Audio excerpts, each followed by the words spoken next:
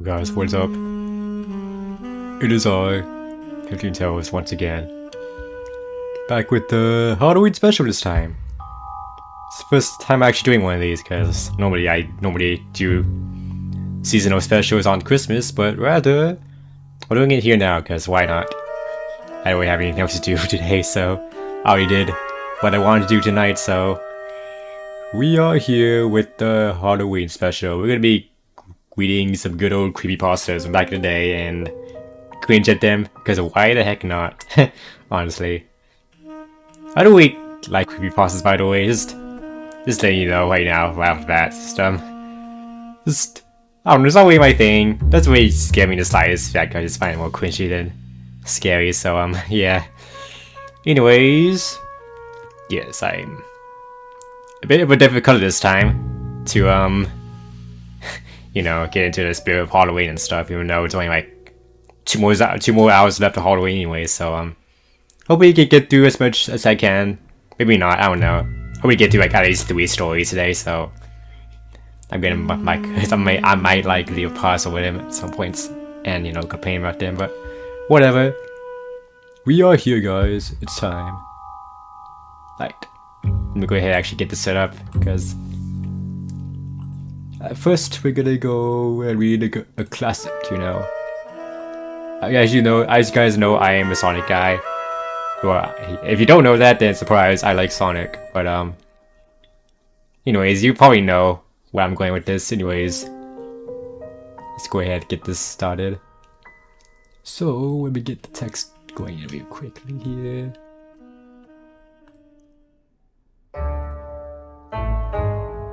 If I could get it going. I promise I promise I have this already and stuff. Alright.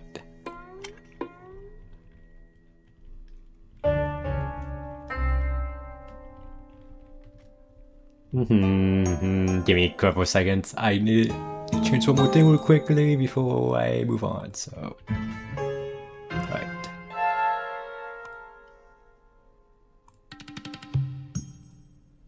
Just questioning it. I promise guys, I promise. Give me like a minute or so. Give me like a few seconds maybe. Alright, there we go. Alright. We're here, chat. Why is the text like that? Okay, why is it all backwards? No. There we go. Alright.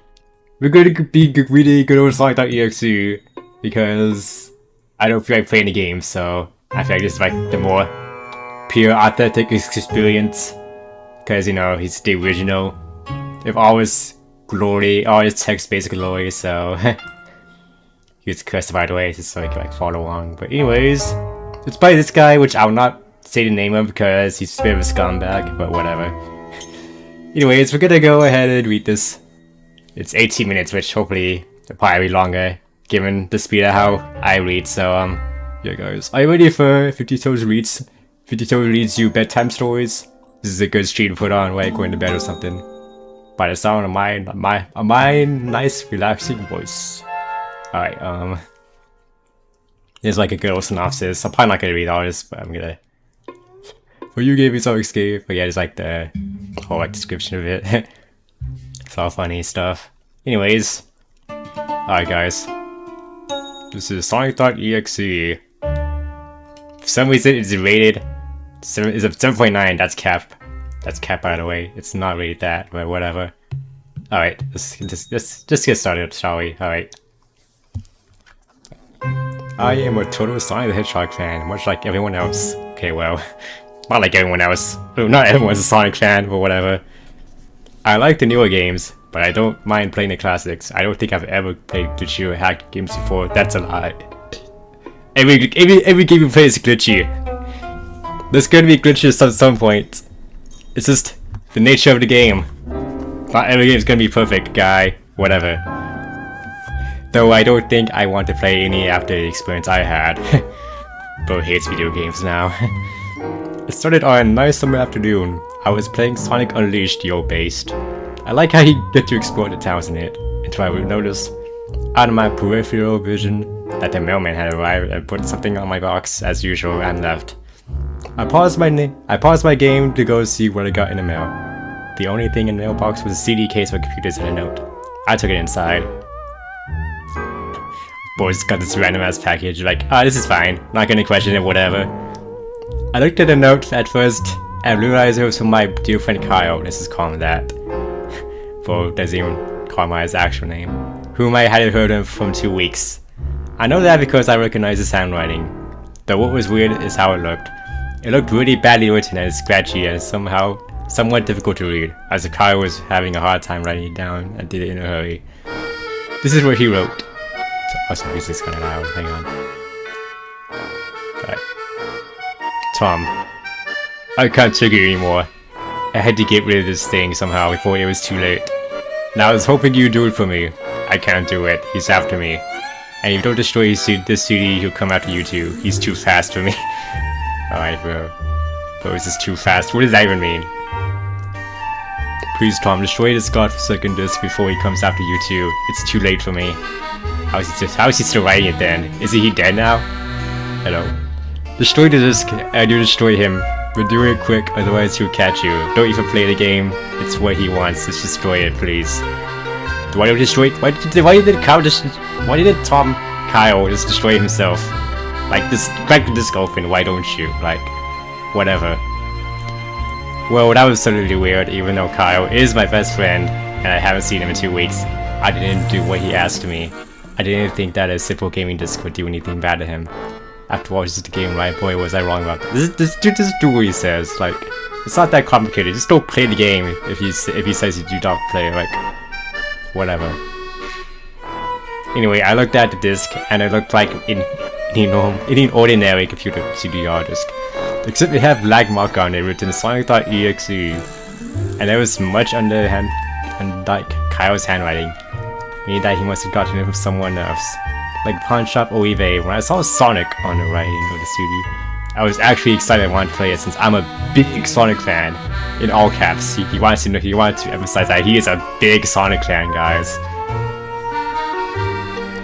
I went into my room and turned on my computer and put the disc in and installed the game. When the title screen popped up, I noticed that it was the first Sonic game. I was like, awesome! Because like I said earlier, I like the classics. Yeah, I know that. The first thing I noticed was that out of place when I pressed the start button, there was a split second where I saw the title image turn into something much different, something that I now consider horrifying, before cutting to black. I remember what the image looked like in that split second before the game cut to black. The sky had turned darkened. The title emblem was rusted and ruined, the Sega 1991 was now instead Sega 666. And the water had turned red, like blurred, except it looked hyper-realistic. Oh, there it is. Alright. But the freakiest thing, oh yeah, they're freaky in here, alright. Hang on, let me try on some other music. Let me get some music on really quick, some good music. Like some Sonic.exe music, hold up. Let's give me a sec.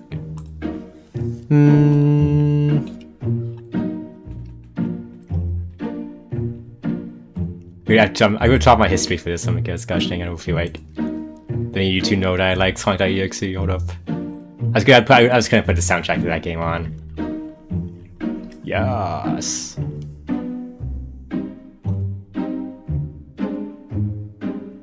Yeah, bitch, yeah. Alright. Yo, bang. Is this song a banger, by the way, guys? Wow, this song's such a banger. Alright. But the freak. Oh, wait. Hang on. There we go. But the freakiest thing was that split-second frame with Sonic. His eyes were pitch black and bleeding with two glowing red dots staring right at me. And his smile had stretched wider up to the edge of his face. I was ready to disturb about that image when I saw it, though I figured that it was just a glitch and forgot about it. After it cut to black, it stayed like that for about 10 seconds or so. And then another... Okay, something that's kind of dumb about this, something that's stupid about this is that it specifically tells you, like, the time, like, how many seconds it took exactly. Like, you don't need to do that, just say it for a short while, like... Or just don't emphasize it at all, like, alright. And then another weird thing happened. The save file for select from Sonic 3 popped up, and I was like, WTF? Yeah, that's why I react to. Like, I say WTF a lot. That's a totally normal reaction. That is like gamery or something, or whatever. What's this doing in the first Sonic game? Anyways, then I noticed something off. The background was a dark, cloudy sky of the bad Stardust Speedway level from Sonic CD, and there were only 3 save files. The music was that creepy caverns of winter music from Earthbound. Only, wow, based though? He knows about Earthbound? Based. Only it was extended and seemed to have been in reverse. And the image for the save file where you see a preview of the level you're on is just red static for all the 3 files. What freaked me out was the character select. It showed only Tails, Knuckles, and to my surprise, Dr. Robotnik. Now I was sure that something was up. I mean, how could you play as Robotnik in a classic Sonic game crying out loud? Yo, hop off my man Robotnik, bro. Just be glad he's playable. That's when I realized that this wasn't a glitchy game, it was a hacked game.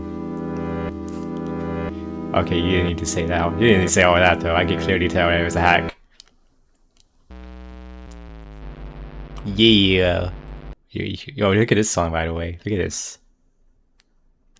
Alright. Yeah, it was definitely hacked. Yeah, I could tell. No shit. It was really creepy, but as a smart gamer I wasn't scared, or at least I tried not to be. I told myself that it was just a hacked game and there's nothing wrong with that. Anyways, shaking off the creeped out feeling, I picked part 1 and chose Tails, and when I selected and got started, the game froze about 5 seconds, again with the specific timing. And I heard a creepy pixelated laugh that sounded like an awful lot like that Kefka guy from Final Fantasy IV Cutting Black. The screen stayed back for about 10 seconds. Again about the seconds. Again. It didn't show the typical level title thing, except the simplistic shapes for different shades of red, and the text showed only Hill Act 1. The screen faded in and the level title vanished, revealing Tails in the Green Hill zone from Act 1, from Sonic 1. Music was different though, it sounded like a peaceful melody in reverse. Anyways, I started playing and had Tails running like you would in any of the classic Sonic games. What was odd was that Tails was running along with the level, there was nothing but the flat ground and a few trees for 5 minutes. 5 minutes, bro, wow. That's definitely wasted a long time. Gosh dang. That was when the peaceful music started to slow down and slow deep tunes. Very slowly as I kept going. Slow deep tones. I suddenly saw something. Yo, time over. This ain't the soundtrack, whatever. I'll just get you back here. Hang on. Shout out to this guy, by the way, who like made the original soundtrack, by the way. Shout out to that guy, anyways. They got all this stuff from here. Go.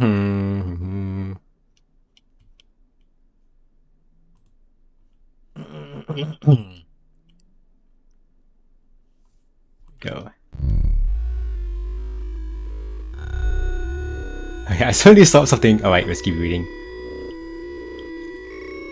I suddenly saw something and I started to see what it was. It was one of the small animals lying dead on the ground, bleeding. That was when the music started to slow down. Tails had a shocked and saddened look on his face that I never saw him have before. So I had to move along, and he kept that worried look on his face.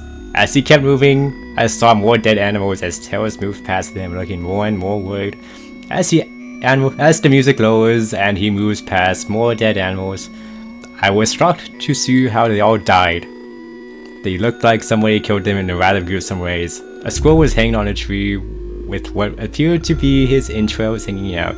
A bunny had all 4 of his limbs torn off, and a duck had his eyes gorged out his throat slit. I felt sick to my stomach after I saw them, and very so did Tails. After a few more seconds, there were no more animals and music seemed to have stopped. I still kept Tails to continue. Bullshit, just shut off the game at that point then. If I saw dead animals, I just shut off the game at that point or whatever. After a minute passed, after the music stopped, Tails was running up a hill when he stopped. It wasn't until I saw why. Sonic was there on the other side of the screen with his back against Tails with his eyes closed. Tails looked happy to see Sonic, but then his smile faltered, obviously noticing that Sonic wasn't responding to him, if not acting as if he was totally oblivious to Tails' presence. Tails walked slowly towards Sonic, and I noticed that I wasn't even moving my keyboard to make him. He wasn't moving his keyboard, like moving his shoving his keyboard to the side, you know, to make him move. So this had to have been a cutscene. Dang, no shit. Suddenly I began to have a growing feeling of dread as Tails walked closer to Sonic to get his attention. I felt that Tails was in danger as something bad was going to happen. Oh no, dude. I heard faint static growing louder as Tails was in for inches away from Sonic and stopped and stuck his hand out to touch him. Hey yo. Don't do that, Tails. Don't... Wait. That foreboding feeling in my gut was growing stronger and I felt the urge to tell Tails to get away from this Sonic as the static grew louder. But like, bro, it's a game, bro. It's a game, bro. Like, I guess the game had like a mic feature, like, Tails will not even listen to you, but whatever. Like, maybe it was recording. Maybe it was. I don't know. Suddenly in a split second, I saw Sonic's eyes open and they were black with those red glowing dots. Just like that title image. Hold up. I have my chest on it. Actually, it is on screen. Never mind. Alright. Suddenly in a split second, I saw Sonic's eyes open. And they were black with those red glowing dots. Just like that title image. That there wasn't a smile when that happened off the screen. Turned black and the static sound was off. It stayed black for about 7 seconds and then white text appeared forming a message saying, "Hello, do you want to play with me? Hello, do you want to play with me?" At this point I was creeped out. I didn't want to continue with the game, but my curiosity got the better of me when I took it to a different level. But let's just stop playing, bro, at that point. If you feel like you're gonna like die or something playing it, or like off yourself, and just stop playing it, bro. Just stop playing that's the problem with all these creepypastas, bro. Like, the curiosity of all these guys always get themselves killed. Like, it happens every time. Anyways, that ain't what it's about right now. Anyways, this time I was in the Angel Island level from Sonic 3, and it looked like everything was on fire. Tails looked as though he was scared out of his wits. I just closed the game.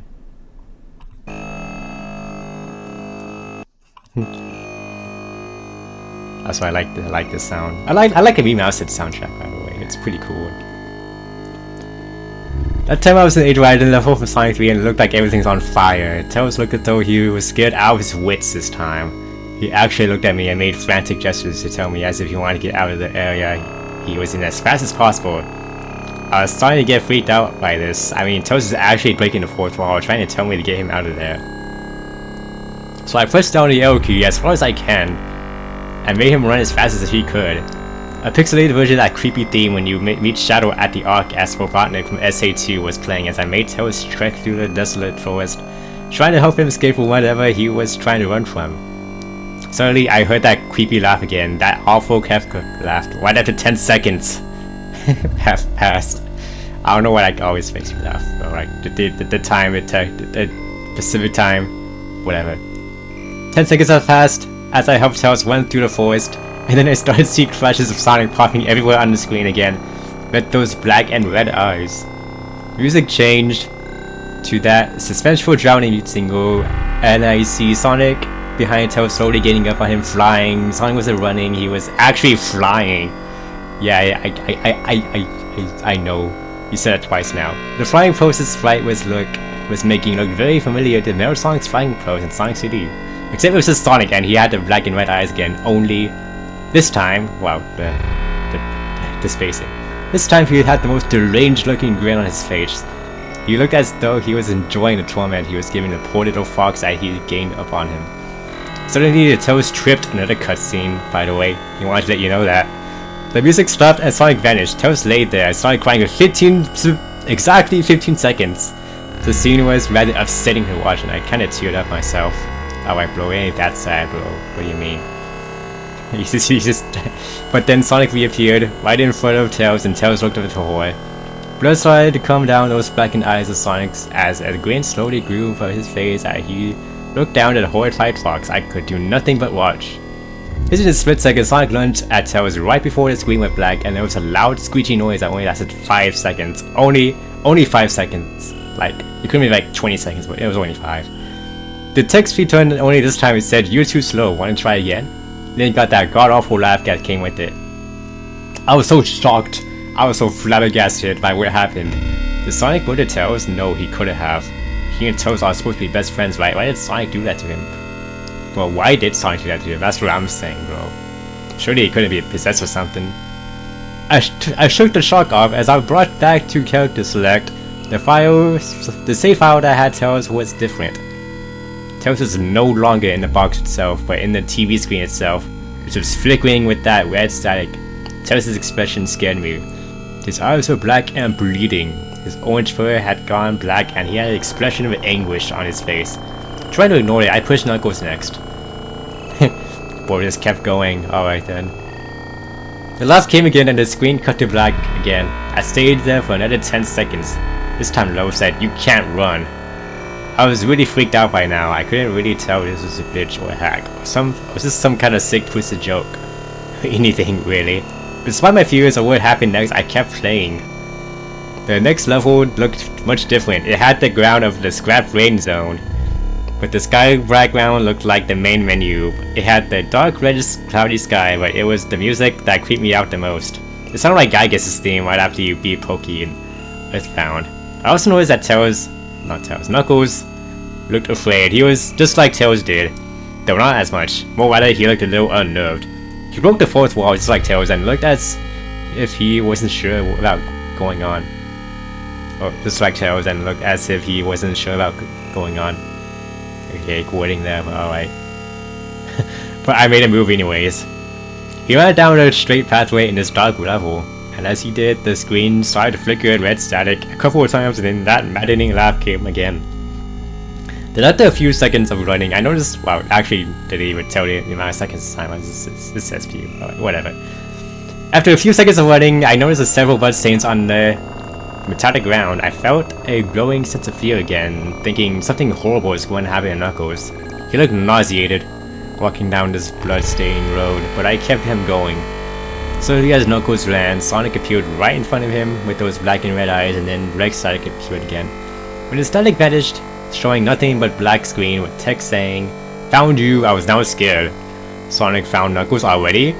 What was going on? So I was like, already, bro? Like, it's only been a couple of seconds, but we found him already? That's shocking. I don't know why. Alright. What was going on?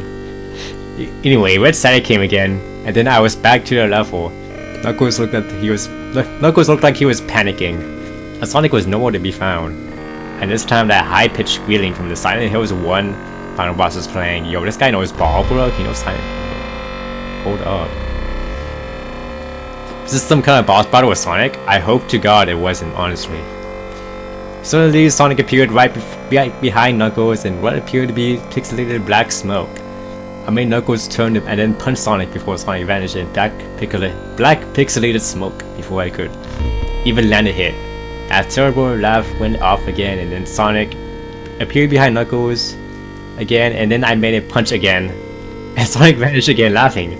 Knuckles was panicking even more, and even I felt like I was going crazy. Sonic was practically playing with us. He was playing a sick, twisted little mind game with me and Knuckles. After another cutscene played as Knuckled fell to his knees and clutched his head sobbing. I felt his agony. Sonic was actually driving us both crazy. I mean, I don't think crazy would be the word to describe what Knuckles feels right now, but whatever. Like anguish, misery, suffering. Not like crying. I wouldn't say crying would be the best word, but whatever.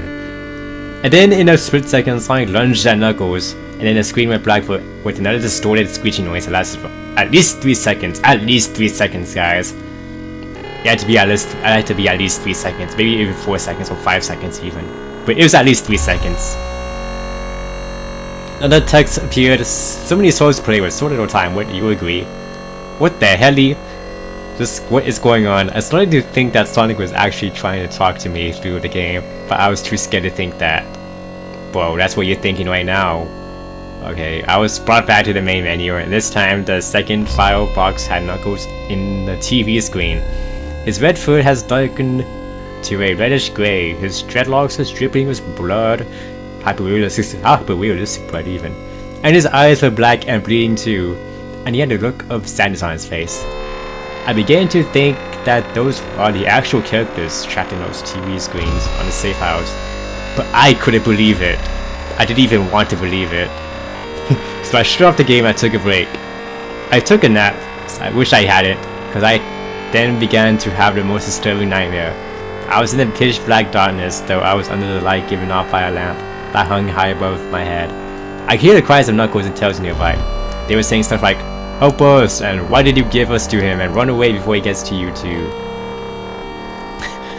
Okay, like, the cries died, but why Bo was like having nightmares, I guess. The cries dried, the eyes died out, and then I heard Sonic's laugh. His laugh, it sounded a lot like the distorted Kefka laugh. "You're a lot of fun to play with, kid. This is really a lot of fun to play with, kid, just like your friend Kyle." Though it didn't last long.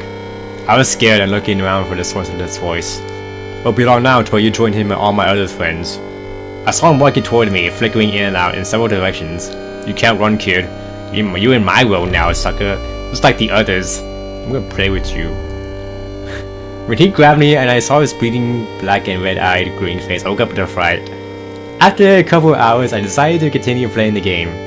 I don't know why, but I had to know. Again, curiosity, once again, killing this guy. I know I had to figure out why this is happening, so I turned on the computer, turned on the game, and then selected Robotnik next. How long is this song? Oh, I have it at playing at 10 times speed. Oh, no wonder. You know, here's the action. You know, here it sounds like actually. There we go. I was like, how long was that? Okay, now it's actually like. After a couple of hours, I decided to keep playing the game. I don't know why, but I had to know. Like, I still thought that was wacky playing as Robotnik, but anyway, the level title appeared again, and this time it said ... which I found really freaky. This time I was in some kind of hallway. It didn't really look like it was from any of the classic Sonic games. Though it had the pixelated style. The floor was shiny and checkered. The walls were a dark grayish purple, with animated candlelights and a few dark blood stains here and there. Sorry, I did do something with that. Hold on. And there was a dark red curtain hanging above on the top part of the screen. Every 12 seconds or so, that red curtain sways very slowly, but whenever you're playing the game, you can barely see it move. Music was already present, a piano playing a rather sad yet peaceful song, but I knew better.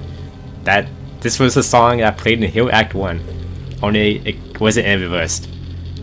Robotnik didn't look entirely nervous like Tails and Knuckles did, but he did have a suspicious look on his face.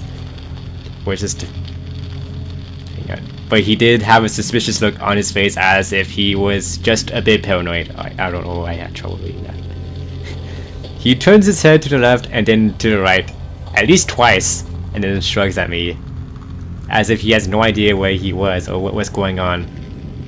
Even though I was scared out of my mind about what was going to happen, I had Robotnik continue onward. Bro, just stop playing, bro. Like, stop killing these people, bro. This guy just wants to keep playing and kill all these people. Like, he did his usual running animation. You know, when you beat him at the end of a classic Sonic game, and you chase him. You don't need to know, like, I don't need to know. I don't need to know the animations, bro. Just say he was running. And as we continued going through the hallway, and then it stopped at a long flight of stairs leading downward. Now I was nervous, even Robotnik seemed unsure of himself, though I pressed onward. As I led Robotnik down the stairs, I noticed that the walls had gotten darker and more reddish. The red torches are now in eerie blue. Then we landed onto another hallway. This one was longer than the last one, or at least it felt like it. And then we headed down another flight of stairs down.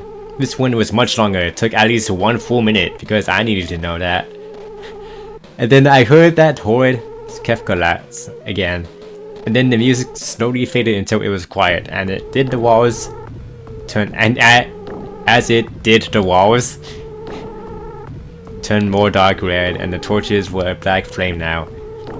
When Robotnik landed onto the third hallway, I noticed how he now looked really creeped out. Though he tried to hide it, I couldn't blame him. I was scared too.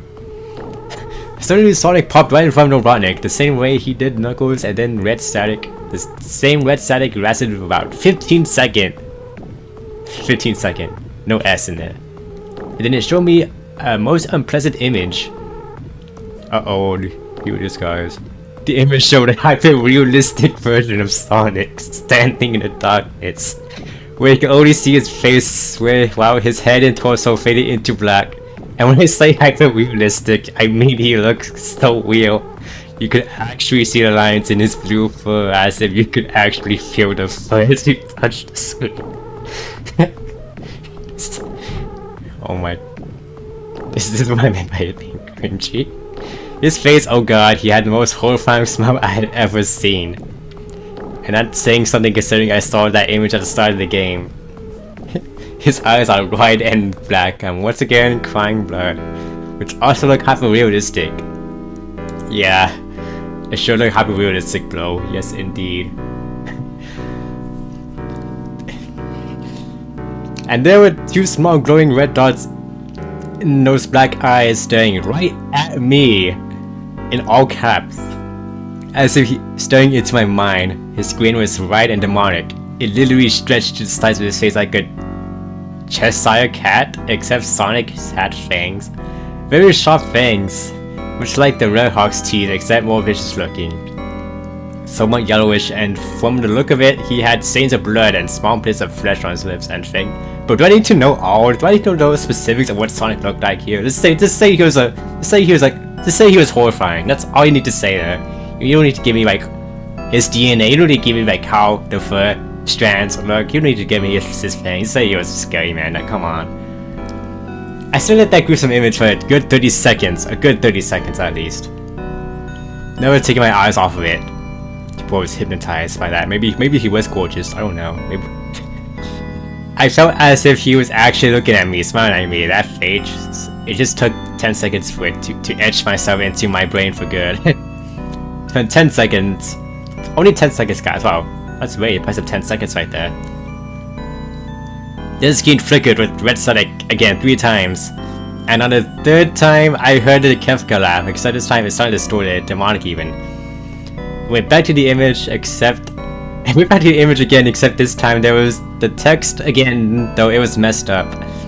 I say it was text, bro.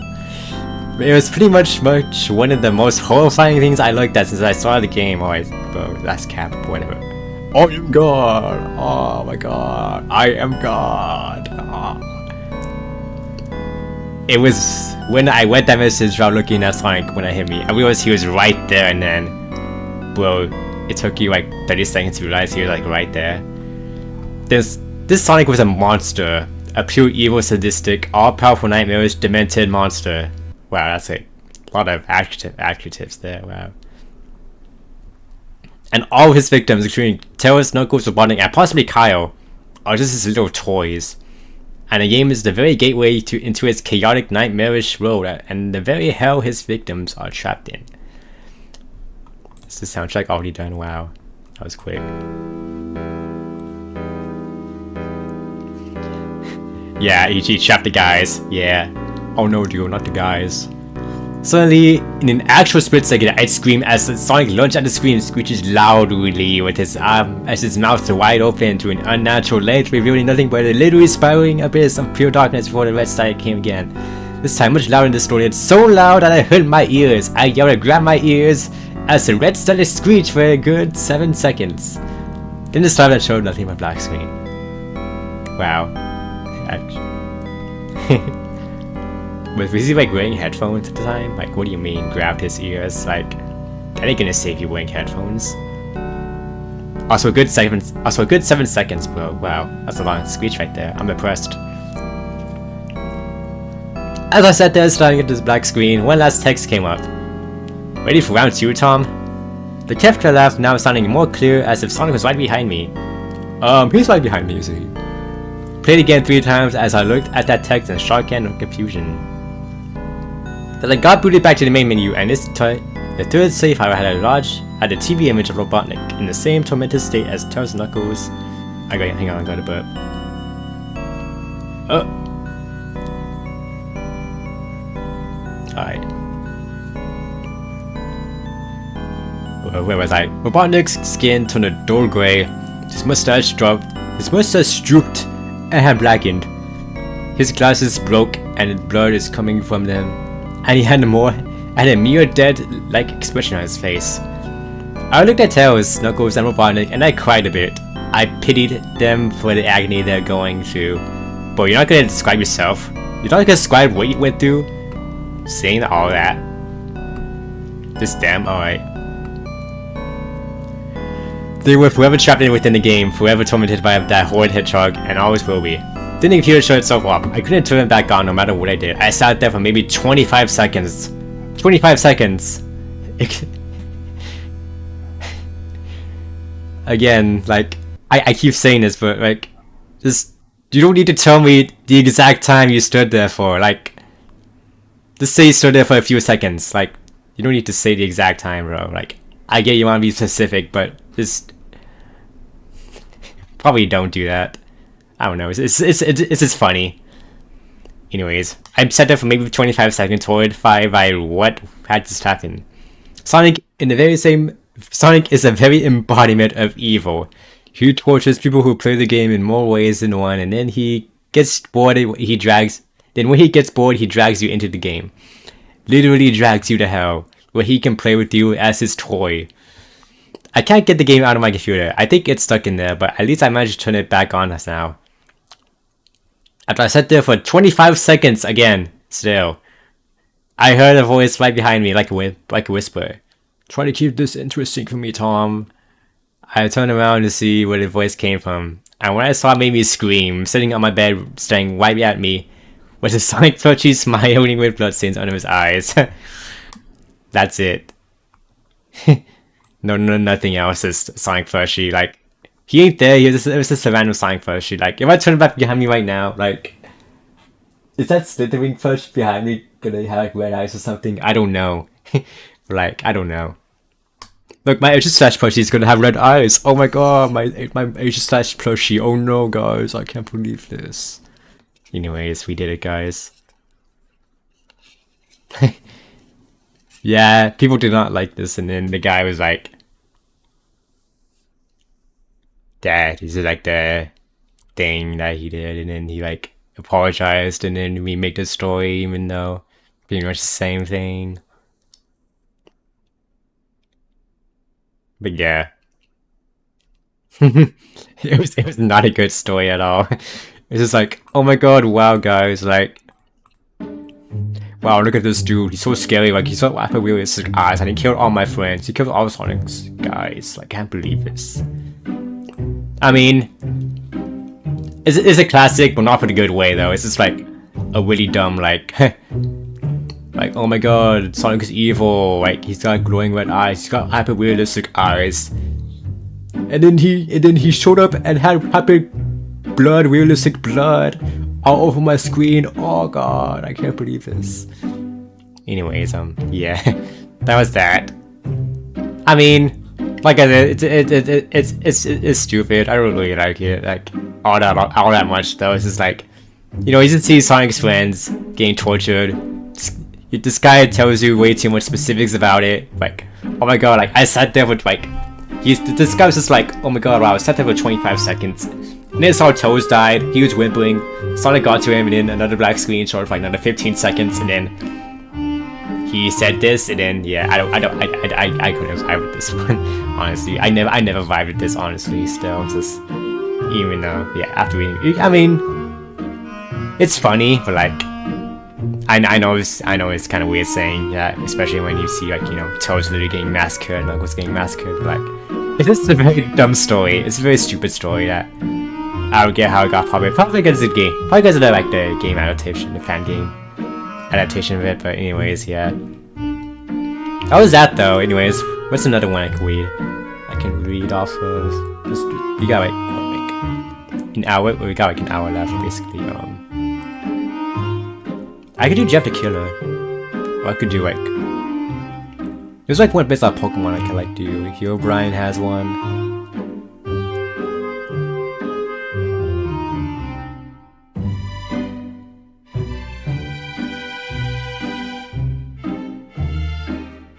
How long is this one? 23 minutes. Do I have 23 minutes to spare? I don't think so.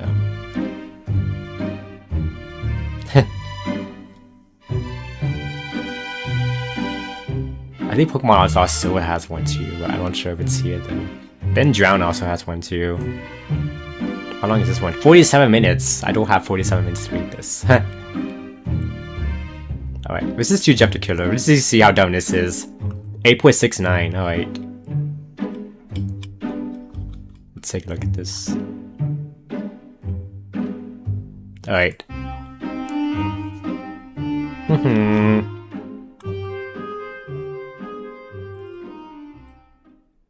Hopefully I can pronounce stuff correctly.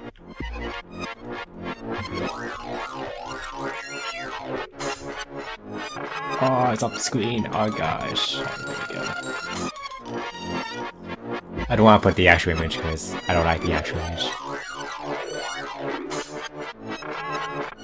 Like, oh, clean up screen. Oh. I was making like this.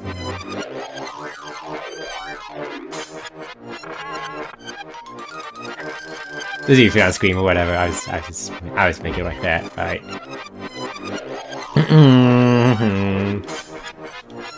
Alright, let's read this.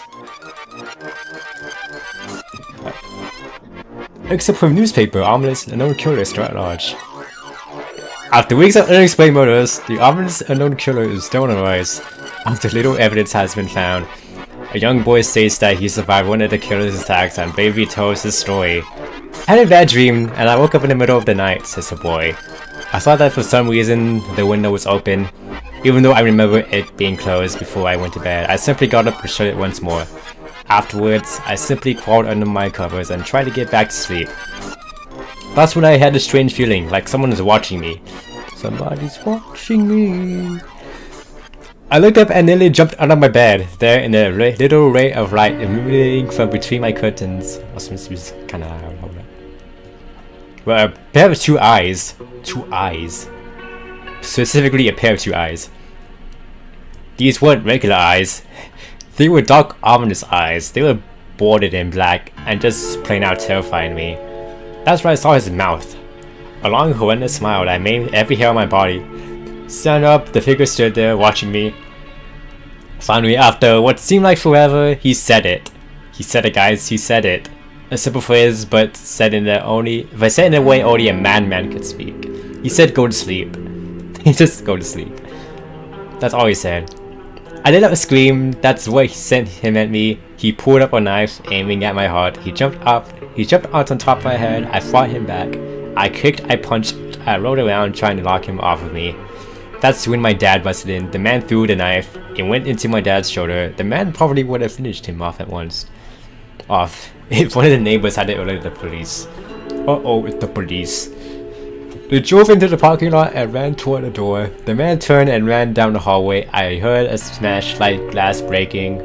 As I came out of the room, I saw the window that was pointing toward the back of my house was broken. Oh no, not the window.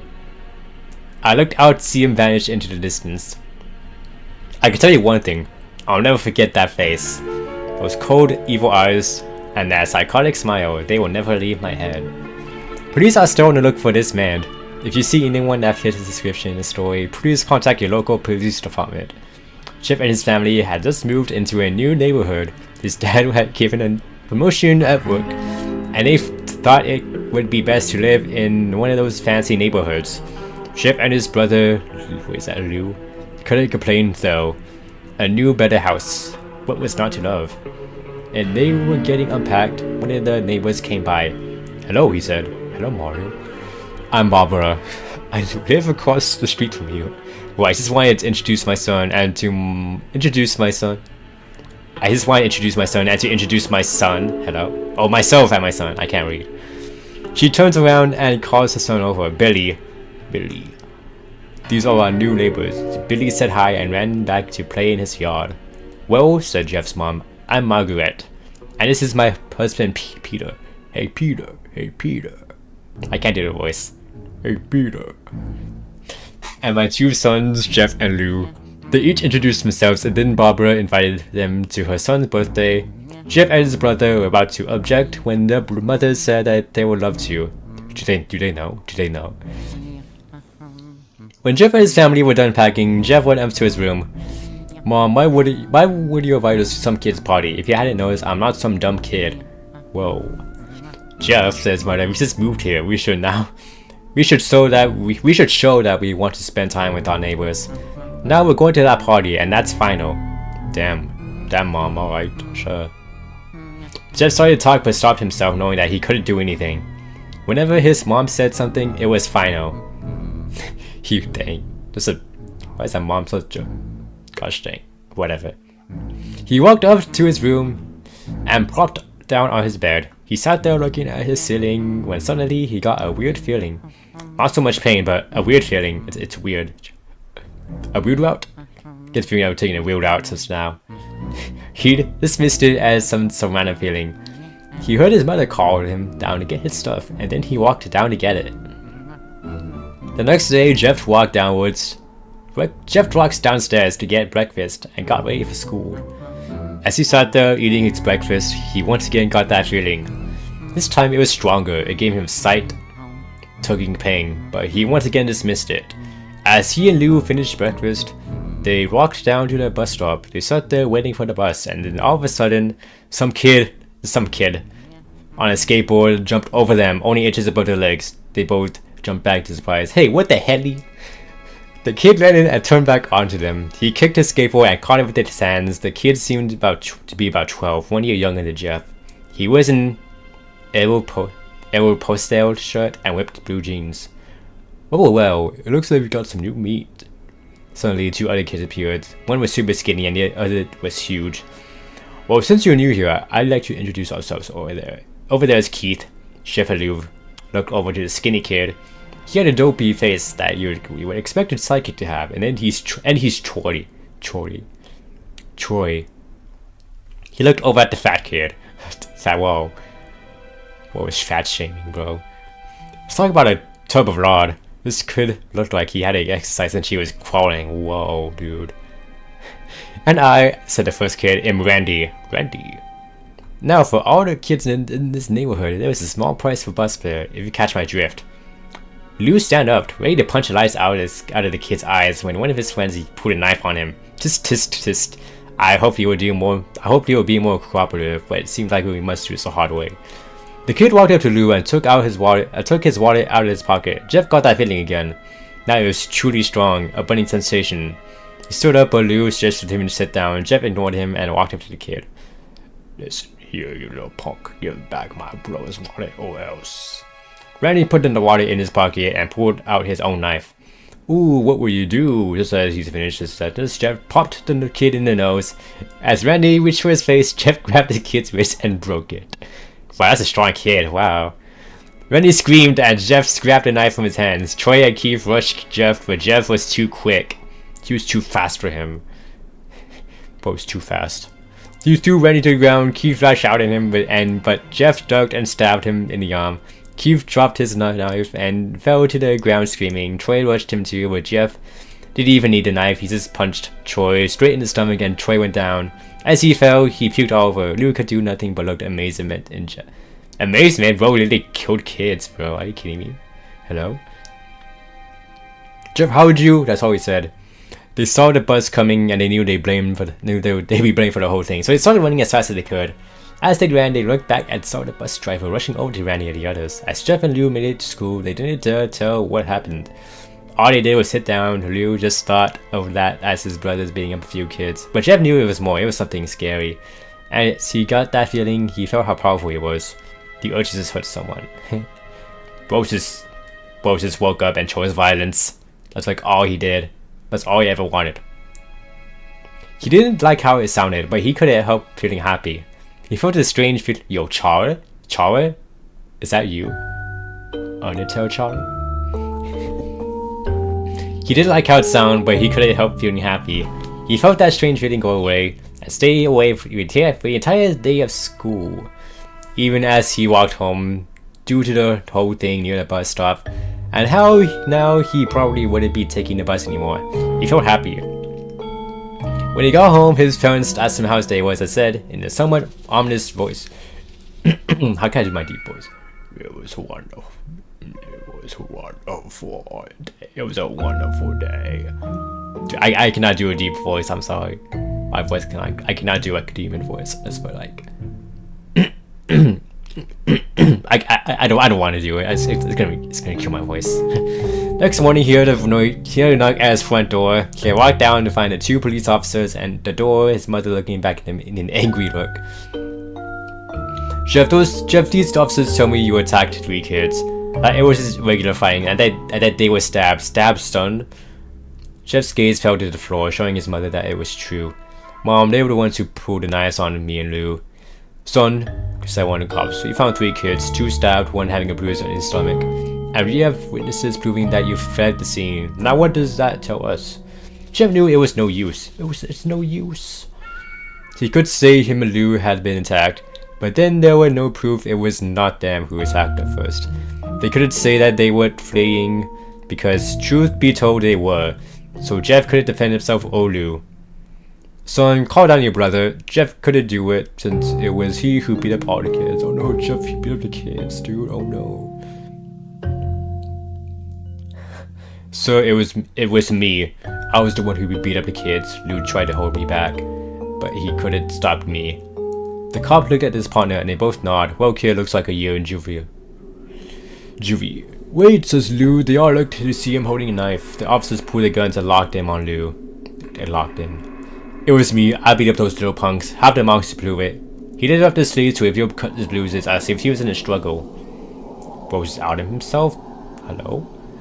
Son just pulled the knife down to the officer. Lou held up the knife and dropped it to the ground. He put his hands up and walked over to the cops. No, Lou, it was me. I did it. Why are they both, bro? They both want to go to jail, bro. Jeff had tears running down his face. Huh? Poor bro, trying to take the blame for what I did. Well, take me away. The police led Lou out to the patrol car. Lou told me it was me. Bro, bro, what is this, bro? I get it, bro, please.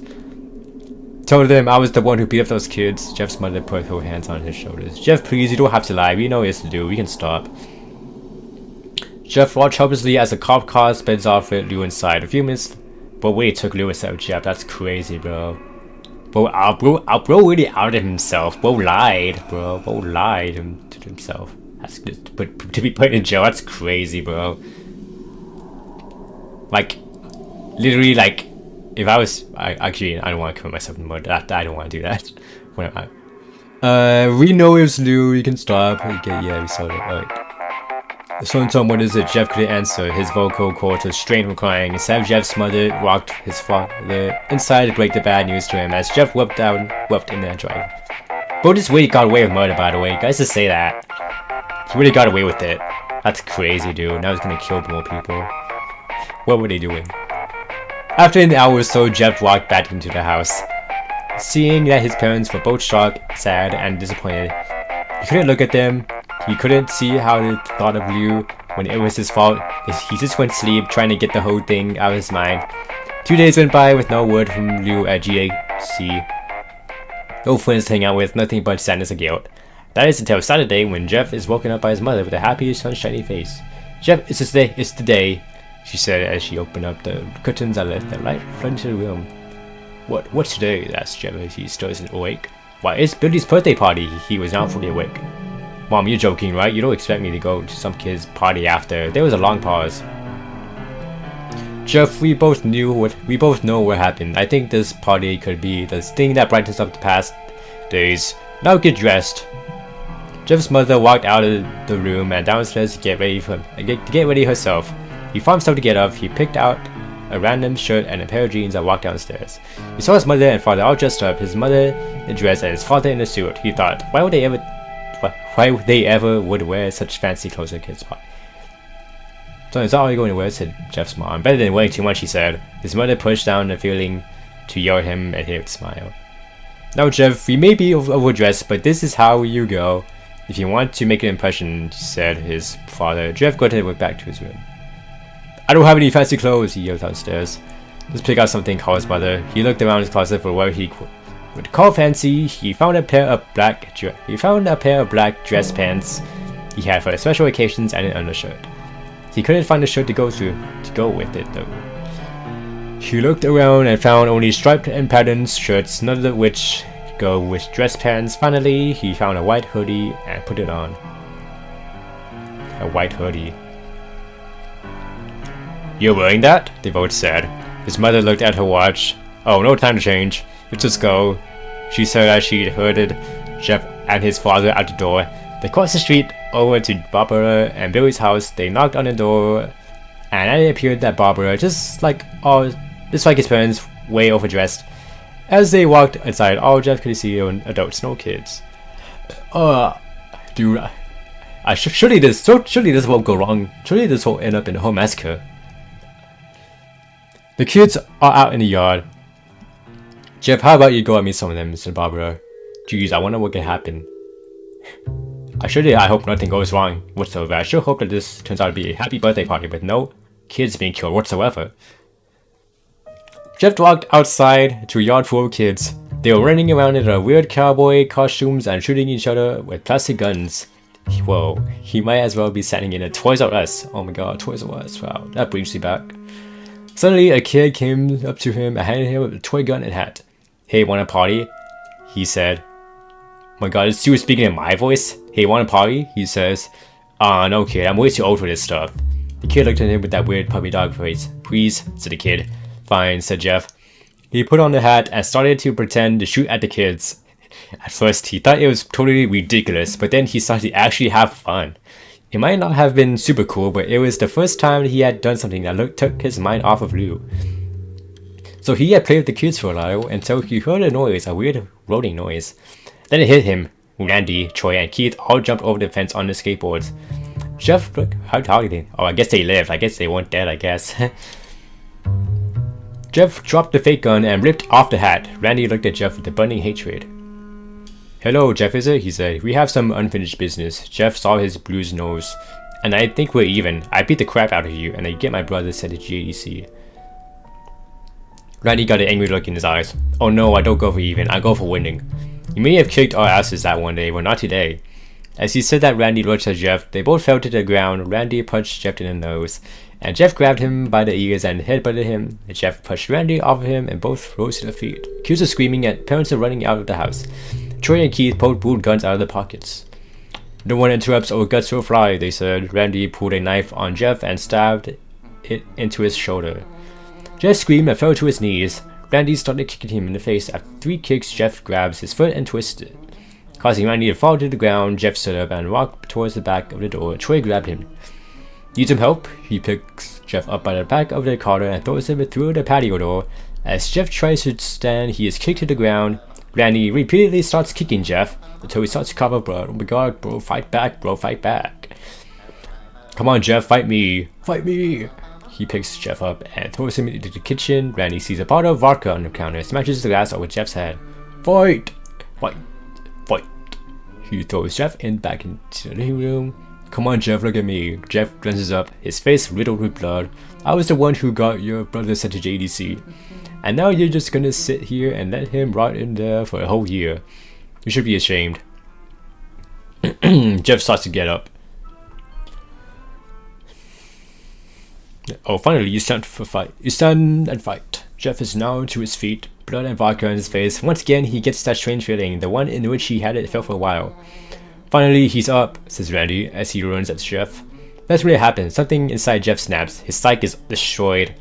All rational thinking is gone. All he could do is kill. Kill. What's that? Okay, never mind. He grabs Randy and pile drives him into the ground. He gets on top of him and punches him straight in the heart. The punch causes Randy's heart to stop. Oh my god, bro, locked in? Hold up. Bro, he's also, wow, he's dead. His heart stopped. That means he's dead, bro. As Randy grabs for breath, Jeff hammers down on him. Hammers, bro. Yo. Punch after punch. Blood gushes from Randy's body until he takes one final breath and dies. Everyone is looking at Jeff now. The parents, the crying kids, even Troy and Keith, although they easily break from their gaze and point their guns at Jeff. Jeff chews the guns, trailing him, and runs for the stairs as he and Troy and Keith let out fire on him. Each shot missing. Whoa, missing. Jeff runs up the stairs. He hears Troy and Keith fall up behind as they let out their final rounds. Well, how does no one call the police yet? Hello? I just realized that. No one dared to pull out phone. They just like speechless, I guess. Alright then.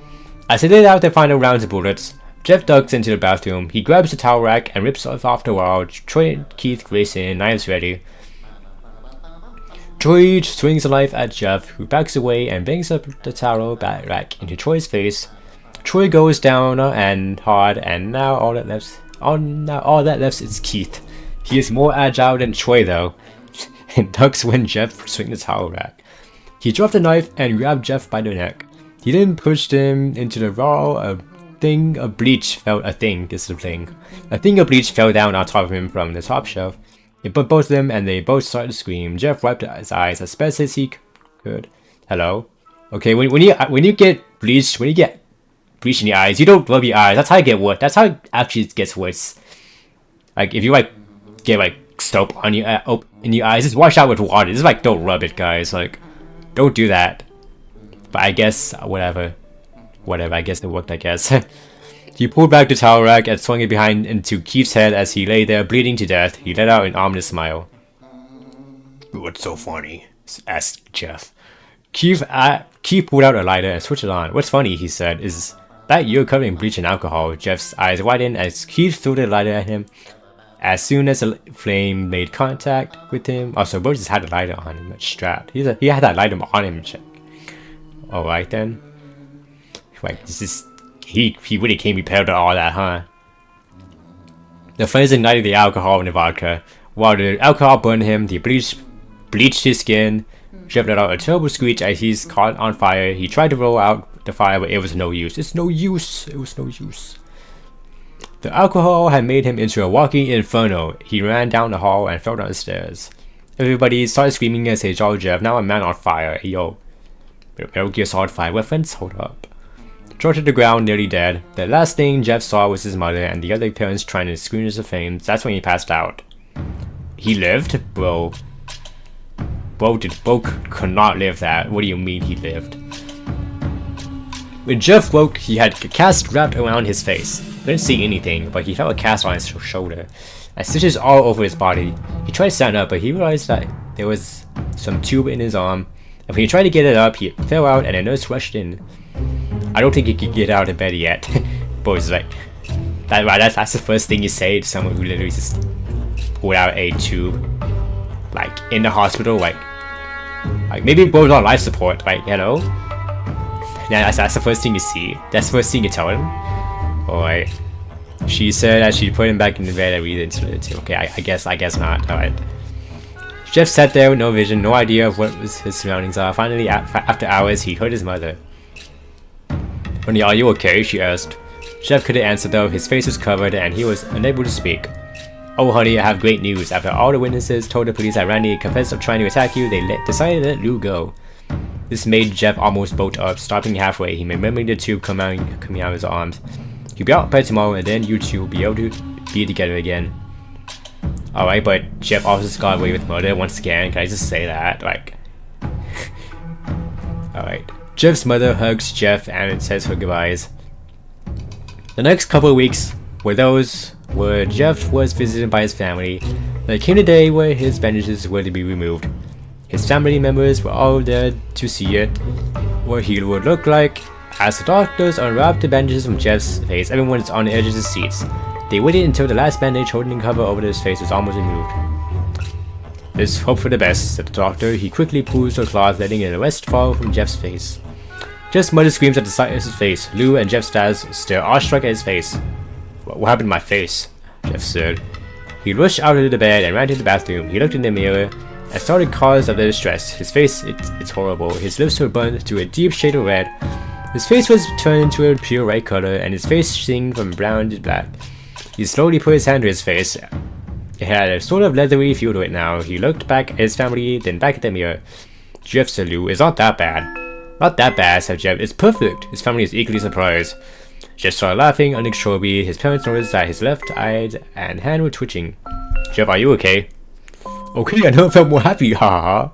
Look at me, this face goes perfectly with me." He couldn't stop laughing as he stroked his face, feeling it, looking at it in the mirror.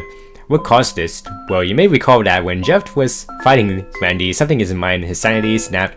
Now he was left as a crazy killing machine. That is, his parents didn't know. I like how the book actually asked me like why Jeff was like that, like breaking the fourth wall like that or whatever. Doctor, said Jeff's mom, is my son alright? You know, like in the head? Nah, he is sick in the head, bro. But she doesn't know. She doesn't know! Oh yes, the behavior typical. Yes, it is pretty typical of someone to act like a maniac, bro. Yeah. Surely normal behavior right there. This behavior is typical for patients that have taken very large amount of painkillers. If his behavior doesn't change in a few weeks, bring him back here and we'll give him a psychological test. Oh, thank you, doctor. Jeff's mother went over to Jeff. Jeff, sweetie, it's time to go.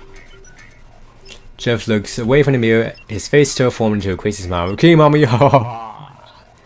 His mother took him by the shoulder and took him to get his clothes. This is what came in, said the lady at the desk. Jeff's mom looked down to see the black dress pants and white hoodie her son wore. Now they were clean of blood and now stitched together. Jeff's mother led him to his room and made him put his clothes on. Then they left, not knowing that this was their final day of their life. Later that night, Jeff's mother woke to a sound coming from the bathroom. It sounded as if someone was crying. She slowly walked over to see what it was. When she looked into the bathroom, she saw horrendous sight. Jeff had taken a knife and carved a smile into his cheeks. Jeff, what are you doing? Asked his mother.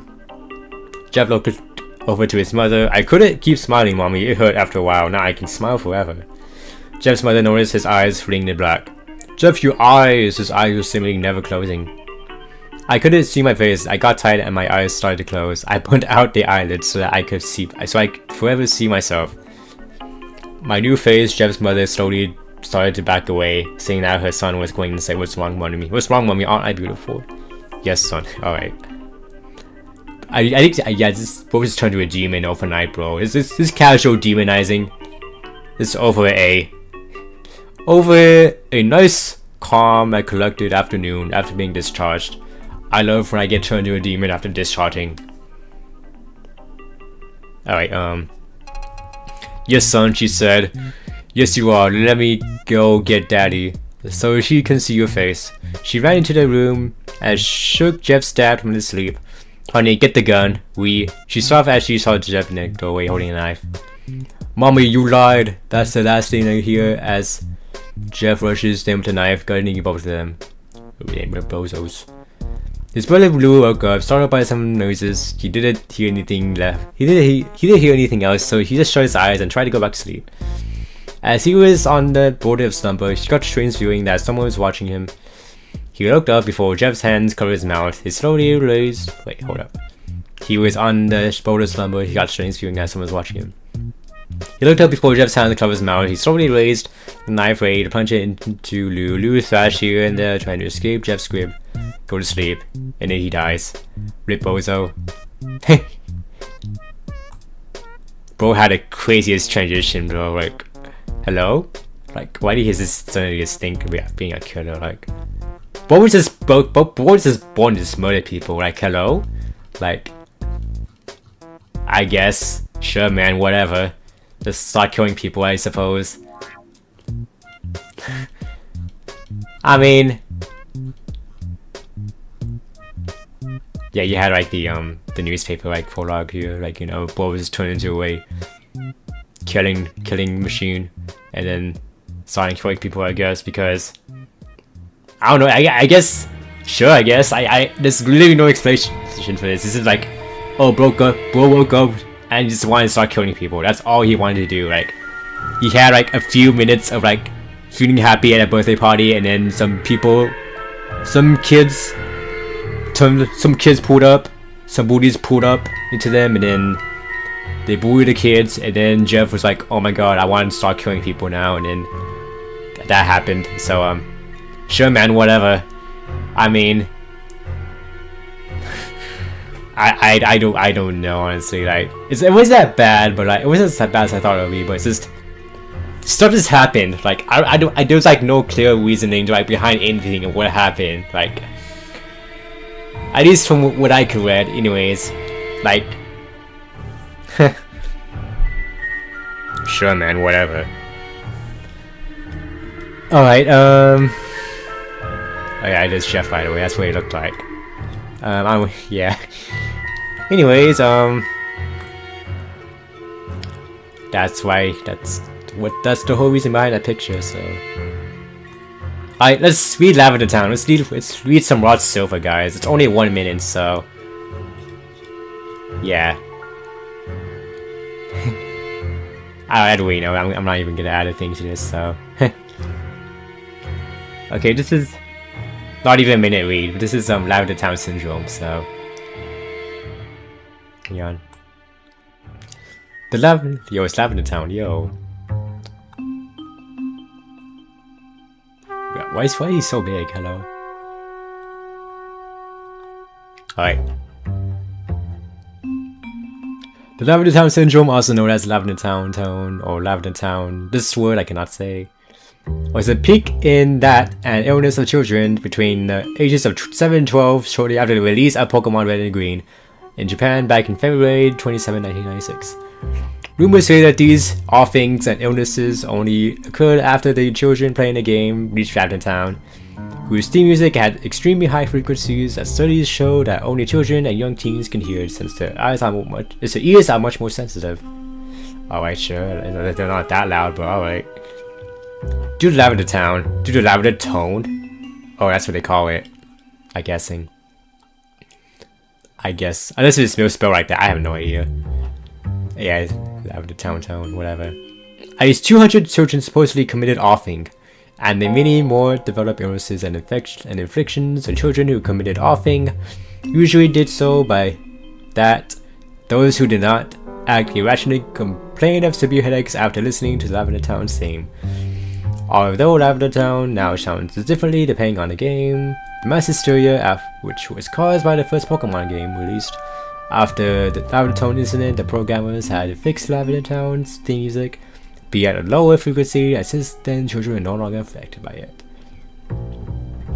That's literally a lie, but alright then. I mean, I guess it's fiction, so whatever. One video appeared in 2010 using special software to analyze the audio Lavender Town's music. When played, the software created images of the unknown due by the end of the audio. Unknown. This raised a controversy as the unknown did appear into the Simulation 2 games, Gold, Silver, and Crystal. The unknown translated to leave now. Like, hello? Like, how did they get that from audio? Is audio like unknown, like, letter-based, whatever? It was also said beta version of Lavender Town. It said that the beta version of Pokemon Stars was released to some kids to test the game. This is the video of the beta version of Lavender Town. Wow, that was it, huh? Yay. Yay, offings, yay.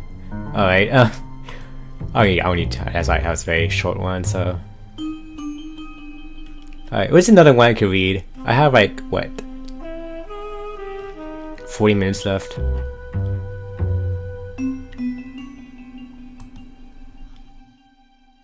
I could read Slenderman, why not?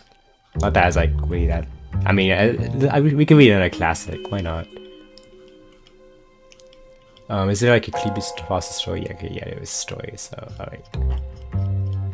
Yay! More reading. Alright, let's see here.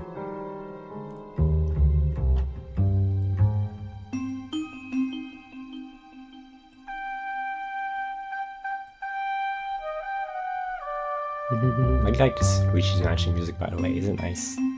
Hopefully it's nice. Alright, is this going to be good or bad?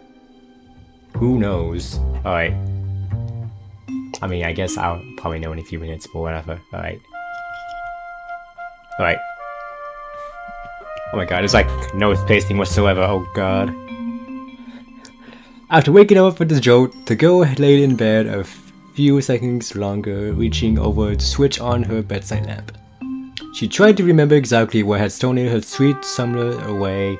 When she couldn't, the brunette swung her legs over the side of the bed and heaved herself up, checking the time on her phone.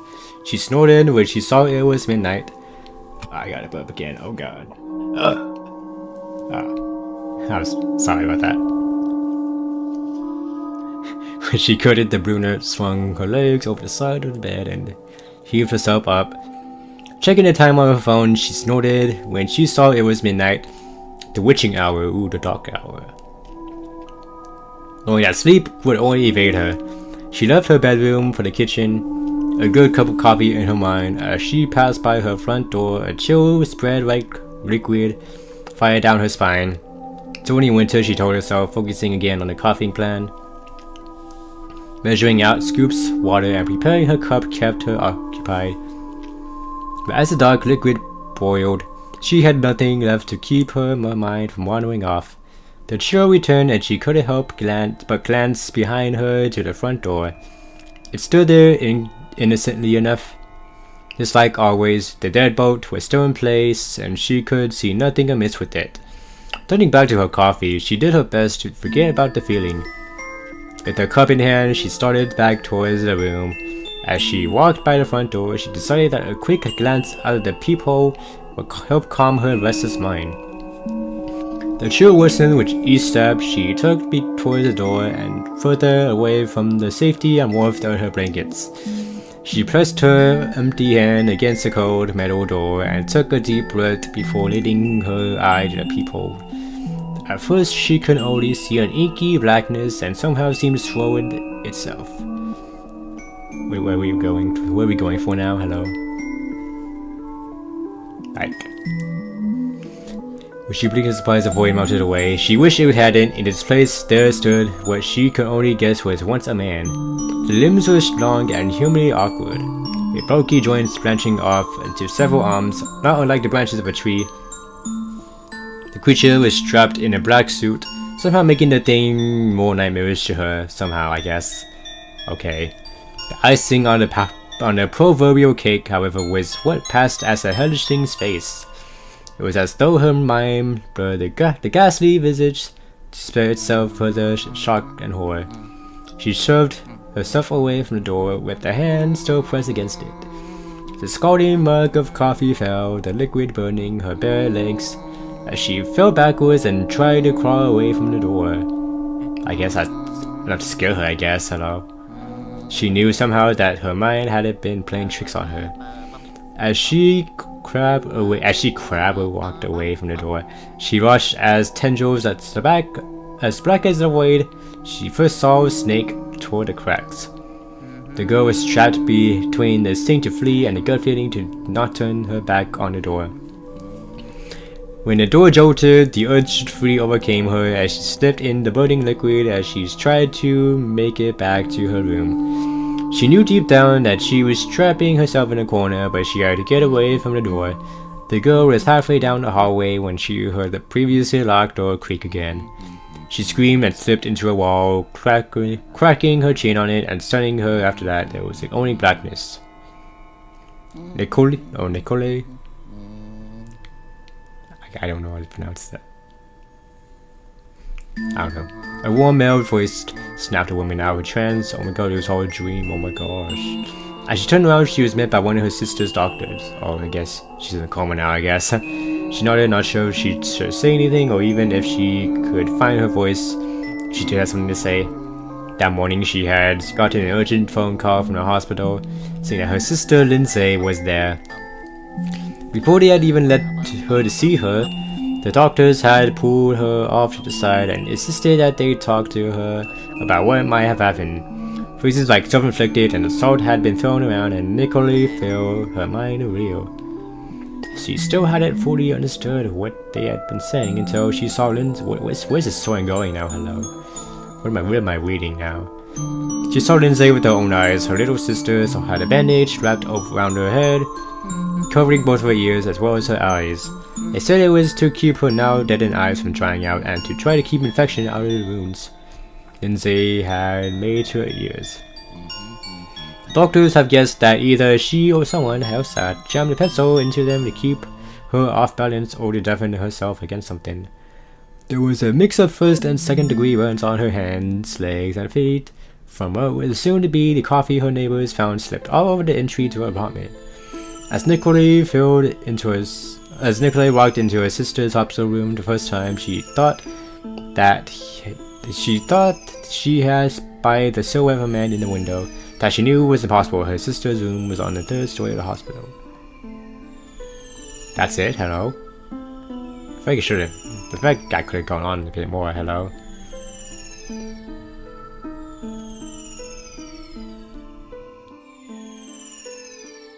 like Rose just saw the man and then she just got infected with the vines, the black vines, whatever it was, and ended up in a coma, I guess. I guess that's literally it.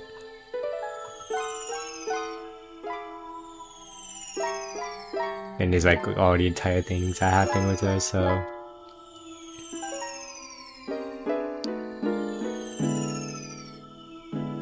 Alright then, sure. Wow, this guy has a lot of backstory, wow. The movie, oh my god, the movie, wow. Yeah.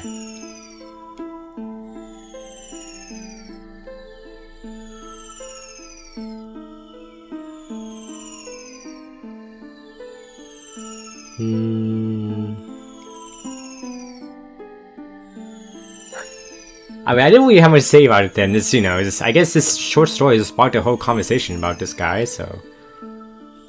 I mean, not really much I really think about it though. It was just a random, just, oh my god, Go got creeped out so much, he ended up in a coma, and that's pretty much it, so. Whatever, I don't want to look at this anymore, so, what else can I read?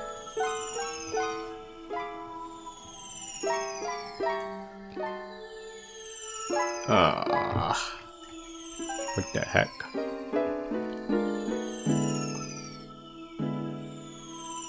It's like nothing else that's like really good though. Like not good, but like interesting to watch though. I don't know. I kind of just want to do some shiny hunting. I kind of bored of reading this. I don't know. Just we could do Polybius. Actually, it's only like 5.3. I said I would do bad stuff, so I said I would read the bad creepypastas, so why not? So, all right. This one has a 5.2 from 5.3, so this is a really bad one. So, okay, let's see. Let's check this out anyway. So, all right. In Portland, Oregon, in 1981, an unheard of new arcade games appeared in several suburbs, something of a rarity at that time. Wow, arcade game. Alright. This game was called Polybius. This game was proved to be incredibly popular to the point of addiction. Cubes formed around the machines, quickly followed by clusters of visions from Men in Black. Men in Black. Ooh, the Men in Black movies. Reference. Got it again. Alright. Rather than the usual marketing data collected by company visitors for arcade machines, they collected some unknown data, allegedly testing responses to psychoactive machines. The players themselves suffered from a series of unpleasant side effects: amnesia, insomnia, nightmares, night terrors, and odd things, appearing as having been caused by the game in various versions of the legend. Some players stopped playing video games, while it reported that one became an anti-gaming activist. That was it? Oh. Sure, man. Whatever.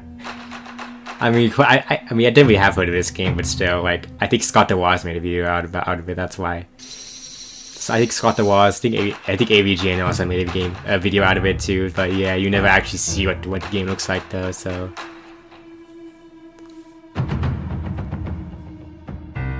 Also, shoot 'em up game. Yeah, it was like Tempest. Only released in a few suburbs of Portland, Oregon. People report strange things about it. Yeah, basically this is a game that made people wander off themselves for some reason. People in black suits came to collect records of the game. Yeah, again. I heard this story before, so it's not really anything. It's not really like anything new. So no one found the original ROM. No one recreated the game. Alright. I mean, I guess it was just pretty short, so I guess no one really wanted that. So.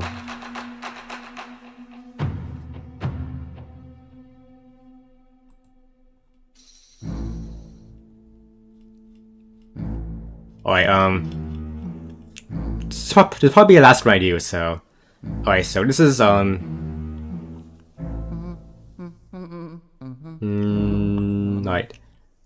This is Sally. This one's a 9-minute read, so.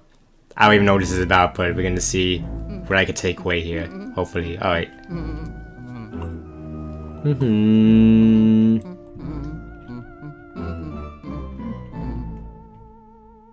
Alright. The summer was nice and warm that year.